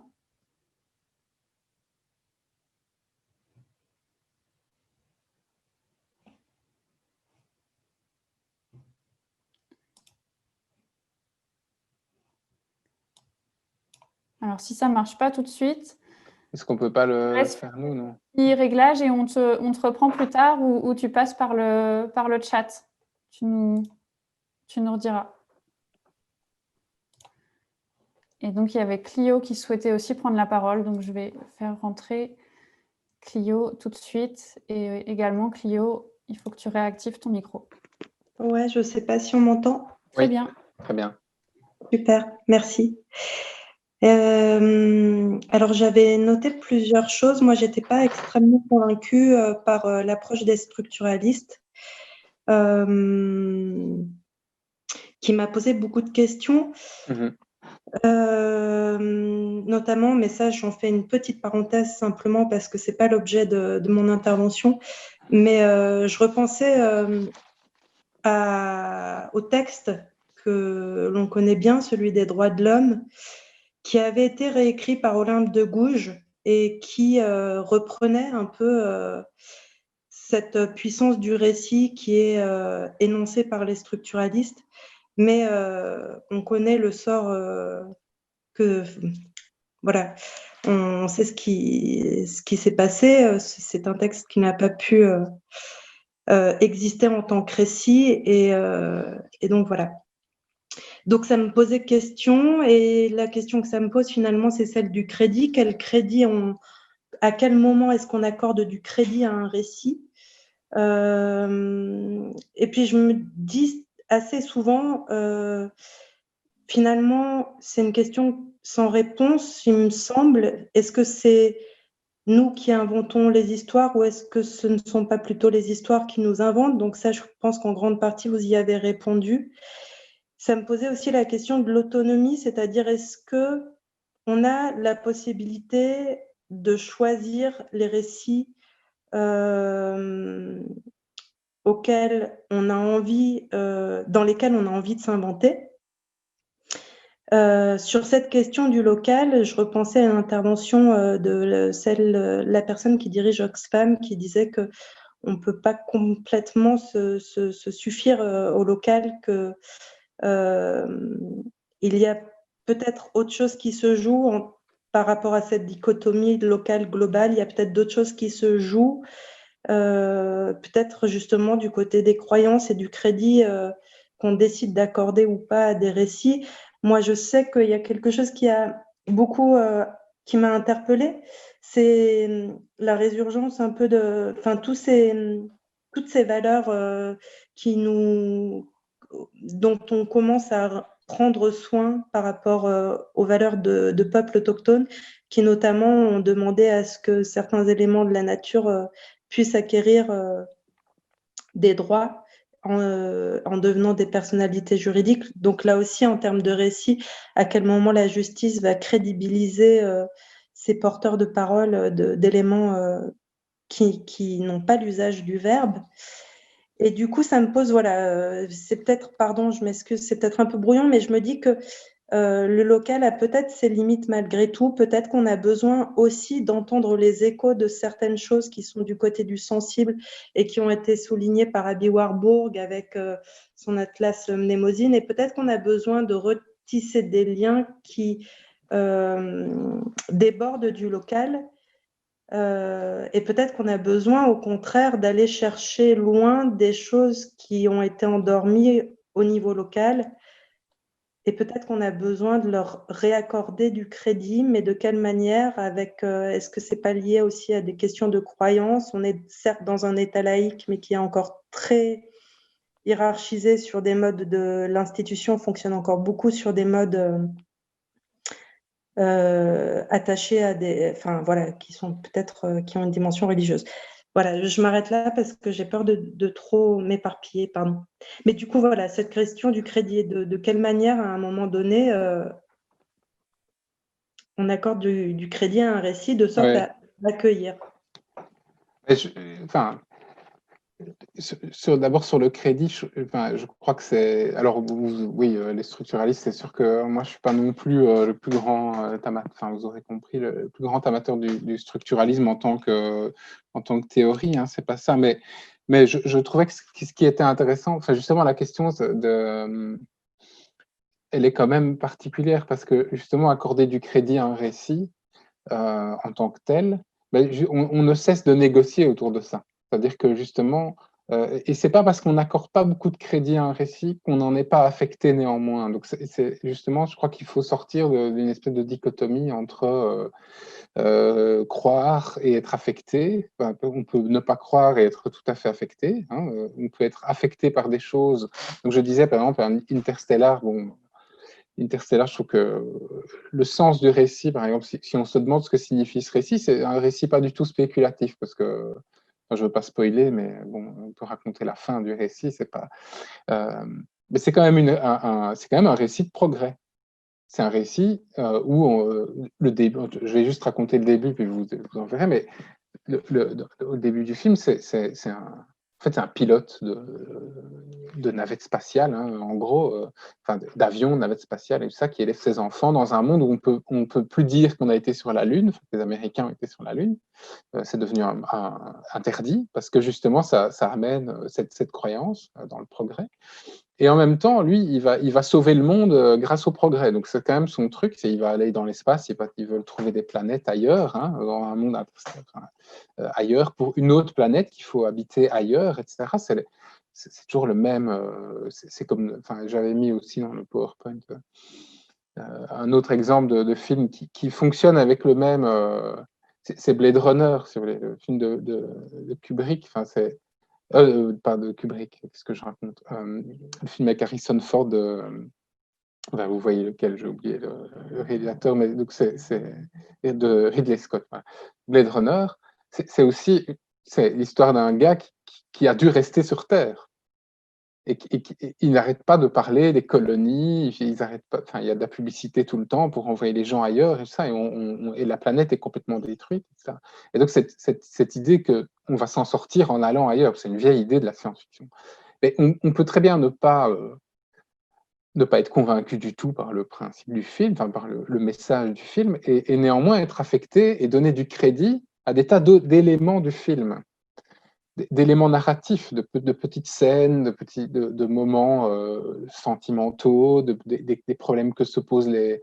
Enfin, je veux dire, moi, Blade Runner, je trouve que c'est un film magnifique, sans accorder spécialement de crédit, mais sur qu'est-ce que c'est qu'un individu, qu'est-ce que c'est que vivre justement sur une planète comme ça, qu'est-ce qu'on désire encore, qu'est-ce que c'est que. Voilà. Bon, il y a plein d'éléments du film. Donc, quand est-ce qu'on donne du crédit? Je crois que c'est une question, c'est surtout. Disons qu'il y a plein de choses auxquelles on donne ou pas du crédit dans le même récit. Et donc, le crédit n'est pas donné une fois pour toutes comme ça. Donc, alors, vous pourriez me dire, évidemment, oui, il y a le mort, mais à quoi est-ce qu'on donne du crédit ou à quel moment est-ce qu'on donne du crédit? Et là, c'est évidemment, il n'y a pas de réponse univoque. Et donc, la question, c'est par quoi ça passe quand on donne du crédit à quelque chose? Et c'est là que les structuralistes, en disant, il y a toujours cette espèce d'horizon du récit qui rend le récit lui-même cohérent. C'est difficile quand un récit ne nous semble pas cohérent, quand on a l'impression qu'il ne tient pas. Hein, c'est parce que disons, les éléments qui sont mis ensemble, les éléments ne font pas cohérence, et donc le récit n'a pas l'air de tenir comme ça. D'accord? Donc cette espèce d'horizon d'attente, Ricoeur il disait aussi, une espèce d'horizon dans le récit, c'est force qu'on a utilisée pour aider parfois les gens à se raconter eux-mêmes. C'est-à-dire que si vous prenez il y a tout un courant de la psychologie en tant que pratique qui passe par le récit. Et là, je dis pas, il n'y a pas que la psychanalyse, il y a plein de courants où on raconte sa vie, on re-raconte sa vie, on la rejoue, hein, on fait du théâtre, on rejoue des scènes qui nous ont touchés avec d'autres gens qui sont en groupe, par exemple. Donc, c'est pas du tout psychanalytique, mais enfin, donc toujours discuter. Mais, donc ça, c'est le crédit, c'est vraiment quelque chose et c'est là que je trouve qui est intéressant, et Citon reprend ça aussi, hein, c'est que c'est pas donné une fois pour toutes. Voilà, alors sur le local, oui, bon, c'est vrai, enfin, je veux dire, quand je dis local, c'est pas local versus global, c'est aussi, c'est clair que la localité, c'est en connexion. Hein. Donc moi, ce qui m'intéresse, c'est évidemment une pensée. Enfin, j'aimais bien aussi l'idée qu'il n'y a pas que micro et macro, mais qu'il y a méso entre les deux. Et le méso, c'est ce qui fait tenir quelque chose. C'est par exemple un tas de sable, c'est ni du béton, ni un grain, mais c'est quelque chose, donc c'est très compliqué en physique hein, de mesurer, de savoir justement pourquoi à un moment un tas de sable s'écroule. Parce que c'est ni une particule, ni un être facilement macroscopiquement descriptif. On doit prendre des échelles qui sont un peu entre les deux, des échelles d'interaction. En fait. Bon, alors en fait, moi ce que je veux dire, c'est qu'effectivement, il n'y a pas que le local localisé. C'est pas comme si on revenait à du local qui ne serait pas en connexion. Donc le local ne s'oppose pas à la connexion. Et donc c'est clair qu'il y a des tas de choses à inventer en interaction à plein de niveaux. Donc ça, c'est pas pour dire qu'il ne faut pas de solution globale. Mais je veux dire, si la seule solution qu'on trouve au réchauffement climatique, c'est une solution qui se veut globale, type émettre des particules dans l'atmosphère ou crédit carbone pour tout le monde, etc., une solution qui s'appliquera indistinctement à toutes les localités, ça, c'est le pire qu'on puisse faire à du local, évidemment. Voilà, je vais peut-être m'arrêter là. Je ne sais pas s'il y a d'autres... Oui, il y a encore des questions. Et je vais passer la parole à Élodie Valentin. Merci pour la question, Cléo. Oups. Alors, excuse-moi, je vais te prendre après, parce qu'Élodie attend depuis un moment. Elle a aussi posé sa question sur le chat. Est-ce que vous m'entendez? Oui, on t'entend. Ah, ok, c'est bon. Oui, j'ai posé une question tout à l'heure, mais on a avancé sur d'autres sujets où j'ai eu quelques réponses aussi. En fait, je me posais la question. Alors moi, je travaille pas mal sur les récits, notamment dans le contexte du travail. Donc, c'est un outil que j'utilise pour mettre en discussion des conditions de travail, pour pouvoir les transformer collectivement. Donc, forcément, je me pose la question, la question du crédit que soulignait Clio, forcément, elle m'interpelle aussi. Et je me posais la question tout à l'heure de la différence entre récit, s'il y avait une différence entre récit dévastateur et dystopie. Parce que moi, je pense que les dystopies sont tout aussi intéressantes que... Alors, les récits ne sont pas forcément des utopies non plus, mais voilà, il y a quelque chose qui peut se construire comme un balancier, en fait, en collectif, qui peut être des réactions par rapport à des récits dévastateurs ou des dystopies qui seront ensuite discutées collectivement pour peut-être construire quelque chose d'un peu plus avec des horizons un peu plus sereins, on va dire. Voilà, du coup, on a avancé sur pas mal de choses que je me posais tout à l'heure aussi comme question.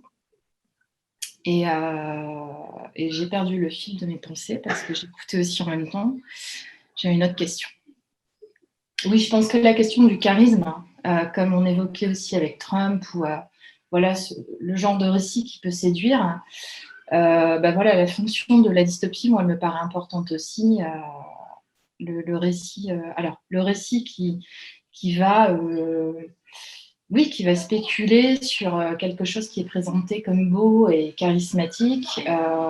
Ça permet de multiplier les expériences aussi dans l'espace public, donc d'en discuter, d'échanger et d'avancer sur quelque chose d'un peu plus collectif. Voilà, c'est pas vraiment une question en fait, mais c'est mon commentaire. Merci pour le commentaire. Comme ce n'est pas une question, je ne vais pas y répondre. Non, mais c'est pour rire. Mais non, mais je vais rebondir en tout cas, peut-être pas répondre, mais donc ce que j'entends dans votre question, c'est quand même aussi que moi je pense qu'il y a des choses. Enfin, il faudrait voir évidemment ce que vous entendez par récit dévastateur ou de dévastation, mais moi ce qui m'intéresse, c'est pas tellement, c'est pas de distribuer des points non plus pour savoir quels sont les bons ou les mauvais récits. Hein, donc c'est pas, il y a plein de très bons récits. Et donc quand Howe dit on a besoin de nouveaux types de récits, c'est aussi justement dans la structure de ces récits, c'est-à-dire de nouveau, des films qui mettent en scène des mondes dévastés, etc., sont super intéressants. Et justement, ils parlent parfois Enfin, je l'avais mis, mais j'en ai pas parlé, mais le livre Le Facteur, là, de David Brin, alors qui a plein de défauts, par exemple. Enfin, c'est pas le livre le plus féministe qu'on puisse imaginer, par exemple, pour le dire gentiment, mais il y a un élément que je trouve intéressant. Donc c'est un monde dévasté, on sait pas très bien ce qui s'est passé, qui a mené à cette dévastation, mais il y a un moment où donc un des personnages, enfin le personnage principal du livre, en fait, se fait dévaliser et puis il retrouve des vêtements par hasard, en fait, des vêtements de facteur et une vieille sacoche avec plein de lettres et tout ça, et puis il continue son chemin. Et il arrive aux portes d'une ville où il va se faire tuer, et puis il dit, mais en fait, je suis la nouvelle poste des États-Unis, et je viens amener du courrier. Et il fait un pari pour sauver sa peau, et du coup, c'est un mensonge. Tout le livre est construit sur le mensonge, c'est-à-dire que tout le livre continue, parce que du coup, on le croit, et donc il sort des lettres, et il y a effectivement des gens de la ville qui sont toujours vivants, et donc il peut leur donner des lettres qui avaient été envoyées bien avant, hein, donc c'est avant la dévastation, avant la destruction, la catastrophe. Et ça, c'est un côté spéculatif que je trouve assez génial, c'est-à-dire comment est-ce que mais qui est génial et qui est en même temps intéressant, parce que c'est pas juste amusant, c'est aussi que on nous présente les situations de guerre, les situations dévastées, etc., comme étant du tous contre tous, chacun va se battre contre chacun, et donc ça c'est la version des survivalistes, donc il faut s'armer, il faut construire des bunkers, etc. Et puis là, la question c'est, oui, mais en fait, à quoi ça tient de créer communauté? En fait, s'il ment et qu'il dit que la poste existe, il y a plein de gens qui veulent le suivre, qui veulent redevenir facteurs, ils veulent écrire aux autres, et en fait, il le fait à cause de son mensonge. Et donc, c'est des récits dystopiques qui ont parfois qui ont plein de défauts par ailleurs, hein, sans doute, certainement, mais qui jouent des questions, qui jouent des gestes, qui sont quand même extrêmement intéressants. Et ça, on les trouve dans la science-fiction, on en trouve pas mal. Donc, c'est juste donc les récits héroïques, si vous voulez, où effectivement le héros va toujours triompher, il n'y a qu'à attendre, etc. Par exemple, le Facteur, on peut lire ça comme un récit héroïque, mais on peut aussi le lire autrement. C'est-à-dire, on peut aussi le lire comme un mensonge qui tourne bien, mais qui dit quelque chose de qu'est-ce qui fait qu'une communauté se fabrique, se crée, etc. Et qui fait pas semblant, enfin, qui ne pense pas, moi je ne pense pas qu'on est fait pour la violence entre nous. Sinon, il n'y aurait plus d'humains depuis longtemps, je crois. Voilà, donc c'est pas une réponse, mais c'est un commentaire. Mais, Non, merci. merci. Oui, non, je posais la question parce que je pense que l'émotion d'anxiété, donc du coup, Ouais. ce que peut générer la dystopie, le récit dévastateur, etc., nous fait discuter. Donc, Ouais. quand on a les conditions pour discuter, bien sûr. Ce qui peut être un peu compliqué en visio Zoom, et voilà, en ce moment, mais on trouve quand même les moyens. Mais voilà, je pense que ces émotions-là, avec des récits qui vont générer ce type d'émotions, puisqu'on parlait aussi de ce que ça générait en termes d'émotions, c'est très politique, et ça fabrique des choses oui, qui luttent contre la violence, finalement, qui luttent contre l'isolement et contre des émotions beaucoup plus violentes, quoi.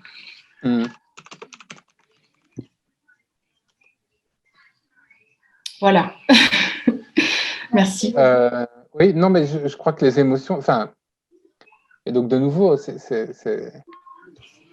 il faut pas des récits qui fabriquent de la sidération. Enfin, je veux dire, c'est ça aussi le truc, c'est que l'espoir, enfin, alors il faudrait évidemment parler de manière plus maligne que ce que je fais, parce que c'est très gros de dire le sentiment d'espoir, mais fabriquer de la sidération, ça marche pas en général.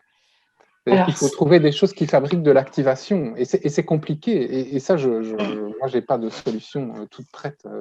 Mais ce que je pense, c'est qu'il faut les faire. Donc, ça veut dire que justement, c'est jamais donné. C'est-à-dire que c'est une construction, et ça n'empêche rien. C'est-à-dire que, enfin, je veux dire, moi, quand je dis, moi, je suis dans le groupe d'études constructivistes. Donc, quand je dis que quelque chose est une construction, en général, ça veut dire que c'est un compliment ou que tout est une construction de toute façon. Donc, il ne s'agit pas d'essayer de déconstruire.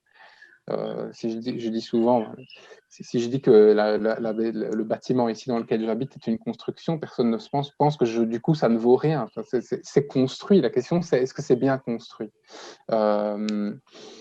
Donc comment est-ce que c'est construit? C'est ça la question. Et moi je pense que c'est pour ça que l'expression d'Isabelle Stenger, c'est fabriquer de l'espoir. C'est pas donner de l'espoir, c'est pas nourrir avec de l'espoir comme ça, tout fait, tout préparé, qui va faire qu'on va attendre. C'est que c'est quelque chose d'extrêmement difficile à produire de manière intelligente, activatrice, et donc dans toutes les situations. Mais après, il y a des gens qui sont plus doués que d'autres pour le faire. Hein, ça,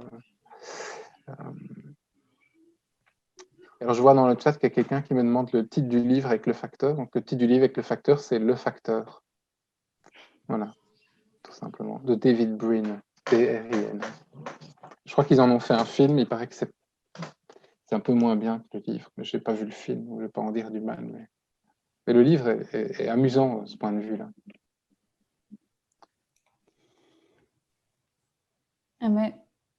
Merci Élodie. Alors, je ne retrouve pas le nom de la personne qui levait la main tout à l'heure et que j'ai brutalement coupé à cause de mon erreur de clic. Donc, si elle veut, elle n'hésite pas à relever la main. Comme ça, je pourrais lui laisser la parole. Et sinon, il y avait plusieurs questions dans le chat. Et donc, je peux t'en poser une de Marianne qui disait « Est-ce que tu pourrais nous donner d'autres exemples de petits moments narratifs, des détails de situation qui souvent sont très parlants. Ils libèrent une forme d'empathie avec le monde d'après, avec les potentiels, comme la poussière dans les assiettes retournées dont tu parlais tout à l'heure. »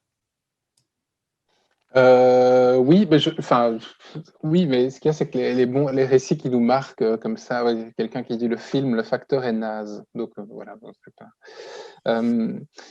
Voilà. Donc, qu'est-ce que j'allais dire? Oui, donc, effectivement, il y a plein il y a plein d'éléments comme ça. Après, je crois que la question aussi qui m'intéresse aussi, c'est ces éléments. Alors, parfois, c'est des petits éléments narratifs.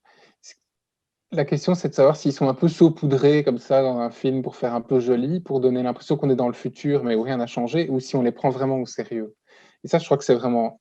C'est pour ça que dans le film, enfin, dans Interstellar, la situation de départ est bien dressée, parce que c'est une vraie situation. Après, c'est une situation, en fait, qui fait penser au Dust Bowl historique américain, hein, qu'ils ont repris des scènes... et c'est très référencé, auto-référencé dans l'histoire des États-Unis. Mais je ne sais pas, il y a de nouveau un film, enfin, je peux en donner, mais j'en ai déjà donné en fait. Mais donc, par exemple, il y a, moi j'aimais bien ce roman qui s'appelle La fille automate, je crois que c'est en français, c'est The Wind-Up Girl. C'est un roman qui se passe aussi dans un futur proche où il y a des automates. Alors bon, c'est pas de nouveau, c'est l'histoire d'une femme automate.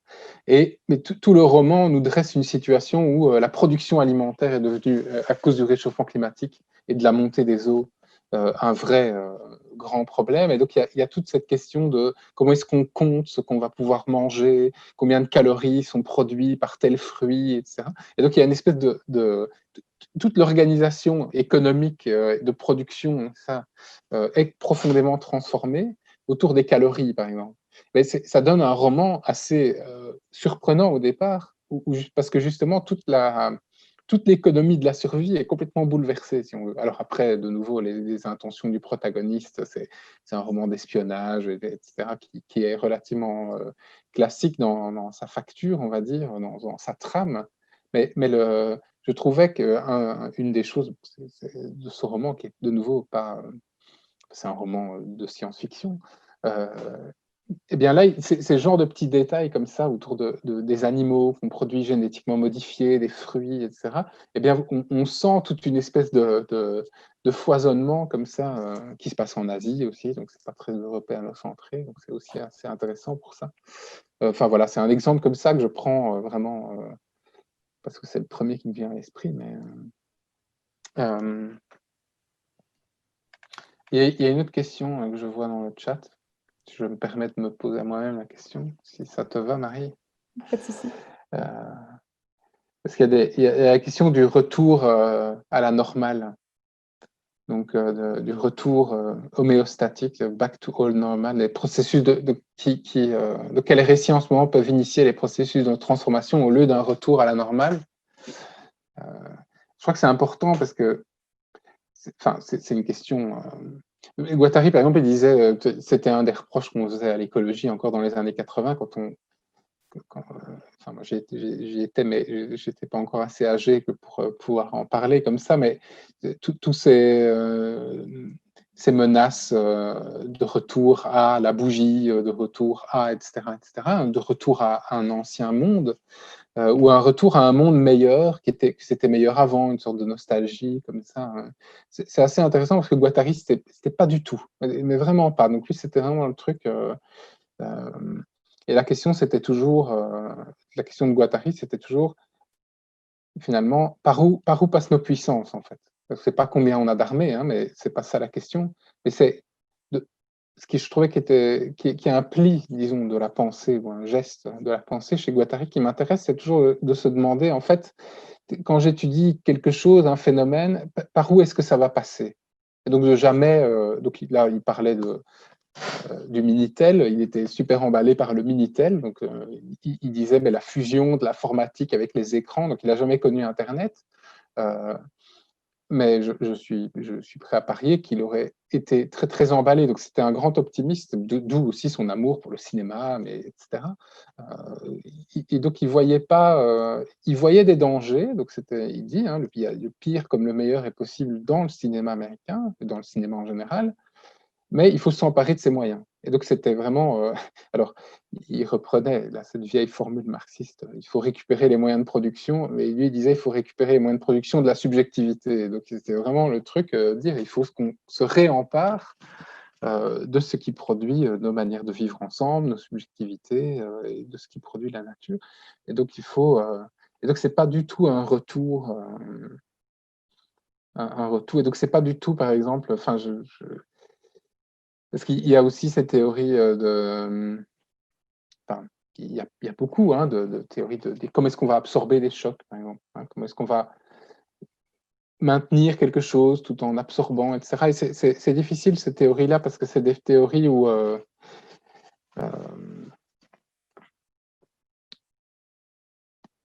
pour Guattari, disons, le retour à la normale, c'était pas très intéressant, parce que ce qui était normal, c'est finalement, c'est pas que c'est pas bien d'être normal. Enfin, c'est plutôt justement que ce qui est normal, c'est ce qui est décidé à un certain. Enfin, c'est une production aussi, c'est une production de la normalité. Et donc, lui et Deleuze disaient il n'y a jamais de désir de devenir la norme. On devient toujours autre chose que ce qui est normal. Hein, et donc, alors ils disaient, alors sans doute, ils écrivaient un peu provocatif, un peu de manière provoque, hein, devenir animal, devenir femme, parce que être une femme, c'est pas la norme. C'est pas justement l'étalon d'une société, de nos sociétés à nous, de sociétés occidentales. C'est l'homme hétérosexuel, blanc, etc., qui sert de référence pour tout. C'est celui dont on ne se moque jamais, c'est celui auquel on ne pense pas faire des blagues, c'est celui qui n'a rien de drôle. Enfin, et tous les autres sont ceux sur qui on fait de l'humour, c'est toujours eux qui ne sont pas la norme, ou dont on se moque, ou qu'on agresse, qu'on accuse, etc. D'accord. Et donc le retour à la norme n'était jamais vraiment un intérêt. Enfin, je veux dire, surtout qu'on ne parle pas que d'une situation normale, on parle de subjectivité, de socialisation, etc. Enfin voilà. Donc, ça m'a inspiré un petit commentaire.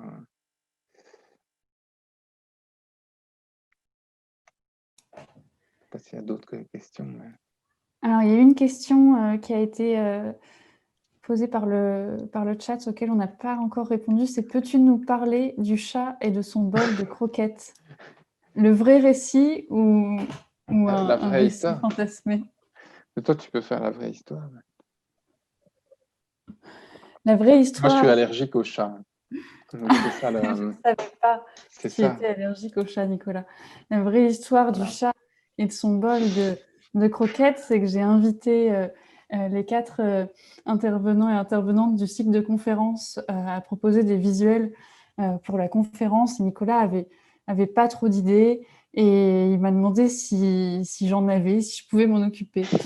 Et c'était pas évident de trouver une image pour récit spéculatif en temps de dévastation.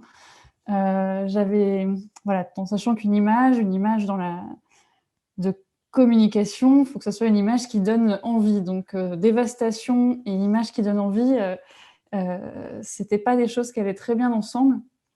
Mais je me suis rappelé que toujours sur Internet, ce qui marche, c'est des images de chats.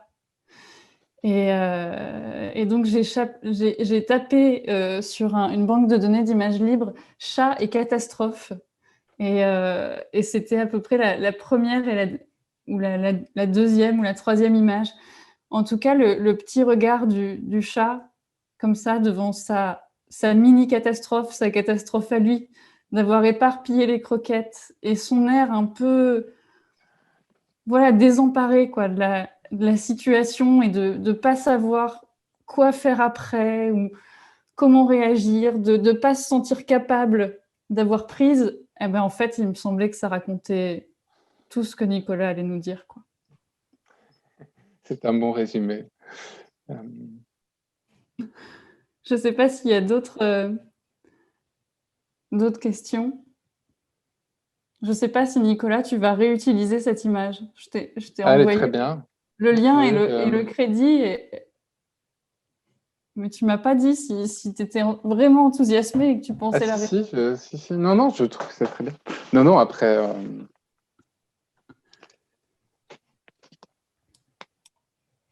Non, en fait, c'est vrai que, pour rebondir, il y a une chose qui est...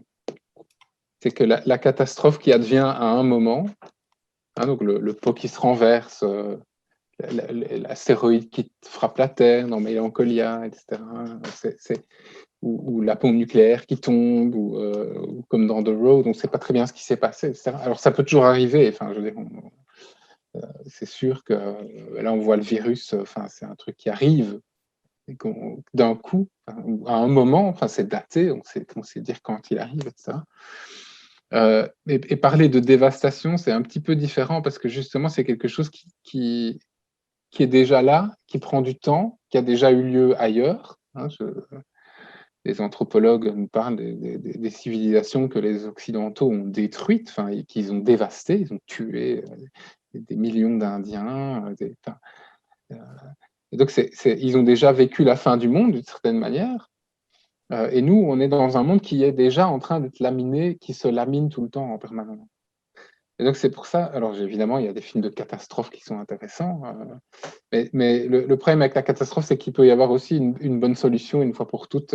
C'est Independence Day, c'est les méchants aliens qui arrivent et il faut le héros avec son vaisseau, avec son avion F-16 qui va se sacrifier pour la patrie américaine, hein, parce que quand ils arrivent, ils détruisent la Maison Blanche ou le Pentagone, je ne sais pas quoi.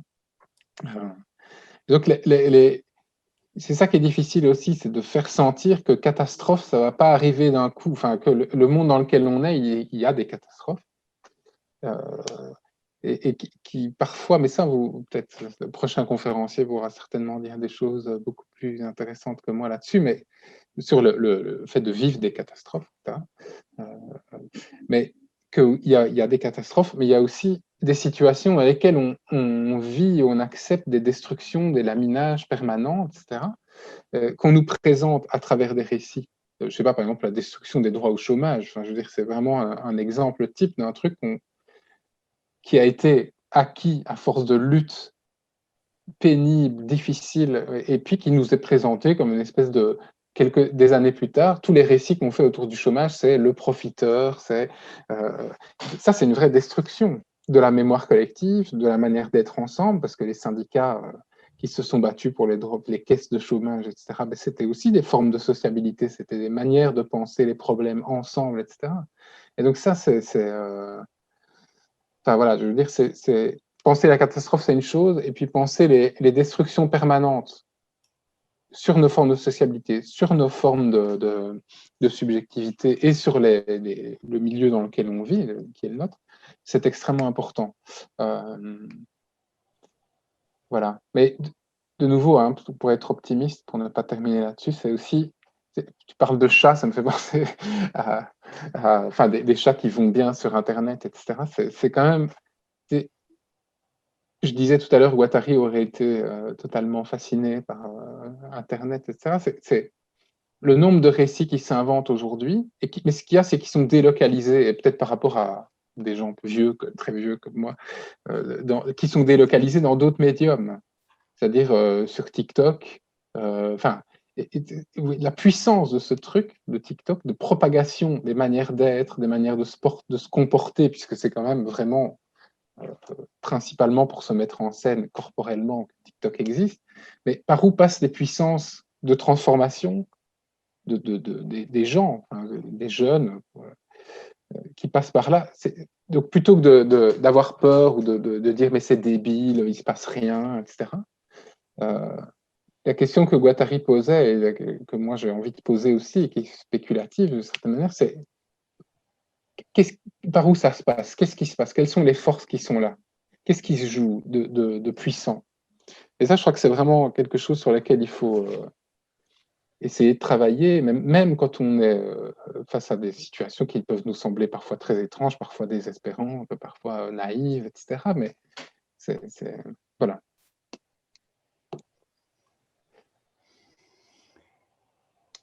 Il y a une autre question de Marianne qu'on peut prendre aussi. Elle demandait les survivalistes. Ah oui. Que se racontent-ils et est-ce qu'ils se racontent? Alors, je ne les connais pas bien, j'en connais pas beaucoup des survivalistes. Non, alors oui, je crois que les survivalistes, ils se racontent. Enfin, ils se racontent plein de choses, ils se racontent plein d'histoires. Et donc, les survivalistes qu'on voit, ils se racontent et on les raconte dans les jeux vidéo, dans les romans. Enfin, je veux dire, alors, de nouveau, c'est toujours très difficile parce que c'est pas parce qu'un jeu vidéo met en scène des survivalistes que les survivalistes, quand on les interroge, quand on discute avec eux, etc., sont comme la représentation qu'on en donne dans le cinéma, dans un roman, etc. Je prendrais par exemple l'exemple des gens qui travaillent sur le post-humain, enfin, parce qu'on les présente toujours comme des espèces de gens qui sont extrêmement motivés par toutes ces transformations, etc. Et puis quand on fait des enquêtes sur eux, on se rend compte qu'en fait, c'est des gens qui se posent des questions sur les technologies, etc. Et donc, les survivalistes, je suis sûr qu'il y en a beaucoup qui n'ont pas du tout envie d'en venir là, mais qui sont angoissés et qui pensent que ça risque d'arriver et que donc la meilleure manière de se protéger ou de faire continuer quelque chose, c'est sur ce mode sur ce mode du bunker, des armes, de la nourriture, de l'eau, etc. Mais c'est une vieille histoire, et c'est ça qui est intéressant, c'est que il faut bien voir aussi que cette histoire de survivalisme à l'américaine, en plus, c'est quand même aussi une histoire très, très située dans un monde où on peut s'armer, on peut fabriquer des bunkers, etc. Mais c'est aussi un monde où on se raconte cette histoire, oui, qu'il n'y a pas de solidarité, et qu'en fait, c'est la lutte de tous contre tous. Les survivalistes, c'est une forme de... Alors, pas en tant que personne, mais en tant que symptôme, disons, d'une crainte que s'il se passe quelque chose de mal, tout le monde va se retourner sur tout le monde. Et ce sera la loi du plus fort, et ce sera le plus fort qui va gagner. Et ça, il ne faut pas oublier que ça, c'est un récit particulier aussi de qu'est-ce qui fait notre humanité. Je veux dire, ça, c'est les récits modernes qui veulent justifier le pouvoir de l'État, qui disent que c'est la violence de tous contre tous. Parce que si vous regardez il y a d'autres récits de qui nous sommes. Enfin, et donc, si vous regardez, je sais pas, moi j'aime beaucoup, j'aime beaucoup le bouquin d'Elinor Ostrom sur les communs. Donc, alors, je sais bien qu'il n'y a pas de prix Nobel d'économie, mais ce faux prix Nobel lié à l'économie. Et donc, Elinor Ostrom avait eu ce prix en parlant des communs. Et les communs, c'est pas de nouveau un concept abstrait. C'est comment est-ce que des communautés arrivent à gérer de manière ni étatique ni individualiste des choses dont ils ont besoin de les gérer. Et donc, par exemple, le livre d'Ostrom sur les communs, c'est sur la pêche de crevettes. Comment est-ce qu'on ne fait pas de surpêche? Comment ça se fait que dans des lacs où on pêche la crevette, depuis des centaines d'années, il n'y a pas de surpêche? parce qu'il y a des règles qui sont données par la communauté. Donc ça veut dire aussi, règles veut dire aussi qu'il y a des gens qui sont parfois exclus, etc. Et comment est-ce qu'on crée communauté? Autour parfois, autour de ressources là en question, enfin là pour le coup c'est autour de ressources. Et c'est très très différent que la fable de tous contre tous, qui est inventée pour dire, mais si justement on laisse les gens faire paître leurs moutons, etc., ils vont tout détruire, et donc il ne faut surtout pas les gérer. Il faut que la propriété privée de tous les espaces soit instaurée, et donc on détruit tous les espaces communs, et personne ne peut y aller. C'est très très différent. Et donc ça, je crois que ça passe aussi par des récits. Et donc, les survivalistes étant évidemment du côté des deuxièmes, c'est-à-dire il n'y a pas d'espace commun, il n'y a pas de communauté possible, et donc il n'y a que la survie individuelle qui va compter si l'État disparaît. Mais je crois que ça ne dit rien, enfin là j'exagère peut-être un peu, mais c'est pas grave, je vais quand même le faire. Je crois que ça ne dit rien de l'humanité en tant que telle, parce que d'abord c'est un mauvais problème, l'humanité en tant que telle, mais surtout c'est un récit qui est de nouveau produit pour faire des choses. Et le récit des communs est un récit qui est fait pour faire des choses aussi, mais qui raconte d'autres histoires, dont on a peut-être beaucoup, enfin, dont on a certainement beaucoup plus besoin aujourd'hui. Voilà.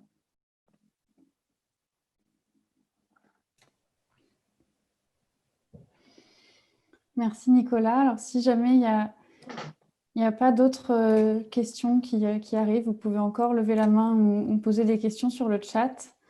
Voilà, je pense que ça fait depuis 2 heures qu'on est réunis et qu'on discute ensemble. Merci encore beaucoup à tous et toutes de nous avoir rejoints, et il est peut-être temps maintenant qu'on sait comment faire, de réunir nos croquettes. Merci. Merci à tout le monde, merci pour l'organisation, puis merci à ceux qui étaient... Merci d'être restés derrière votre ordinateur.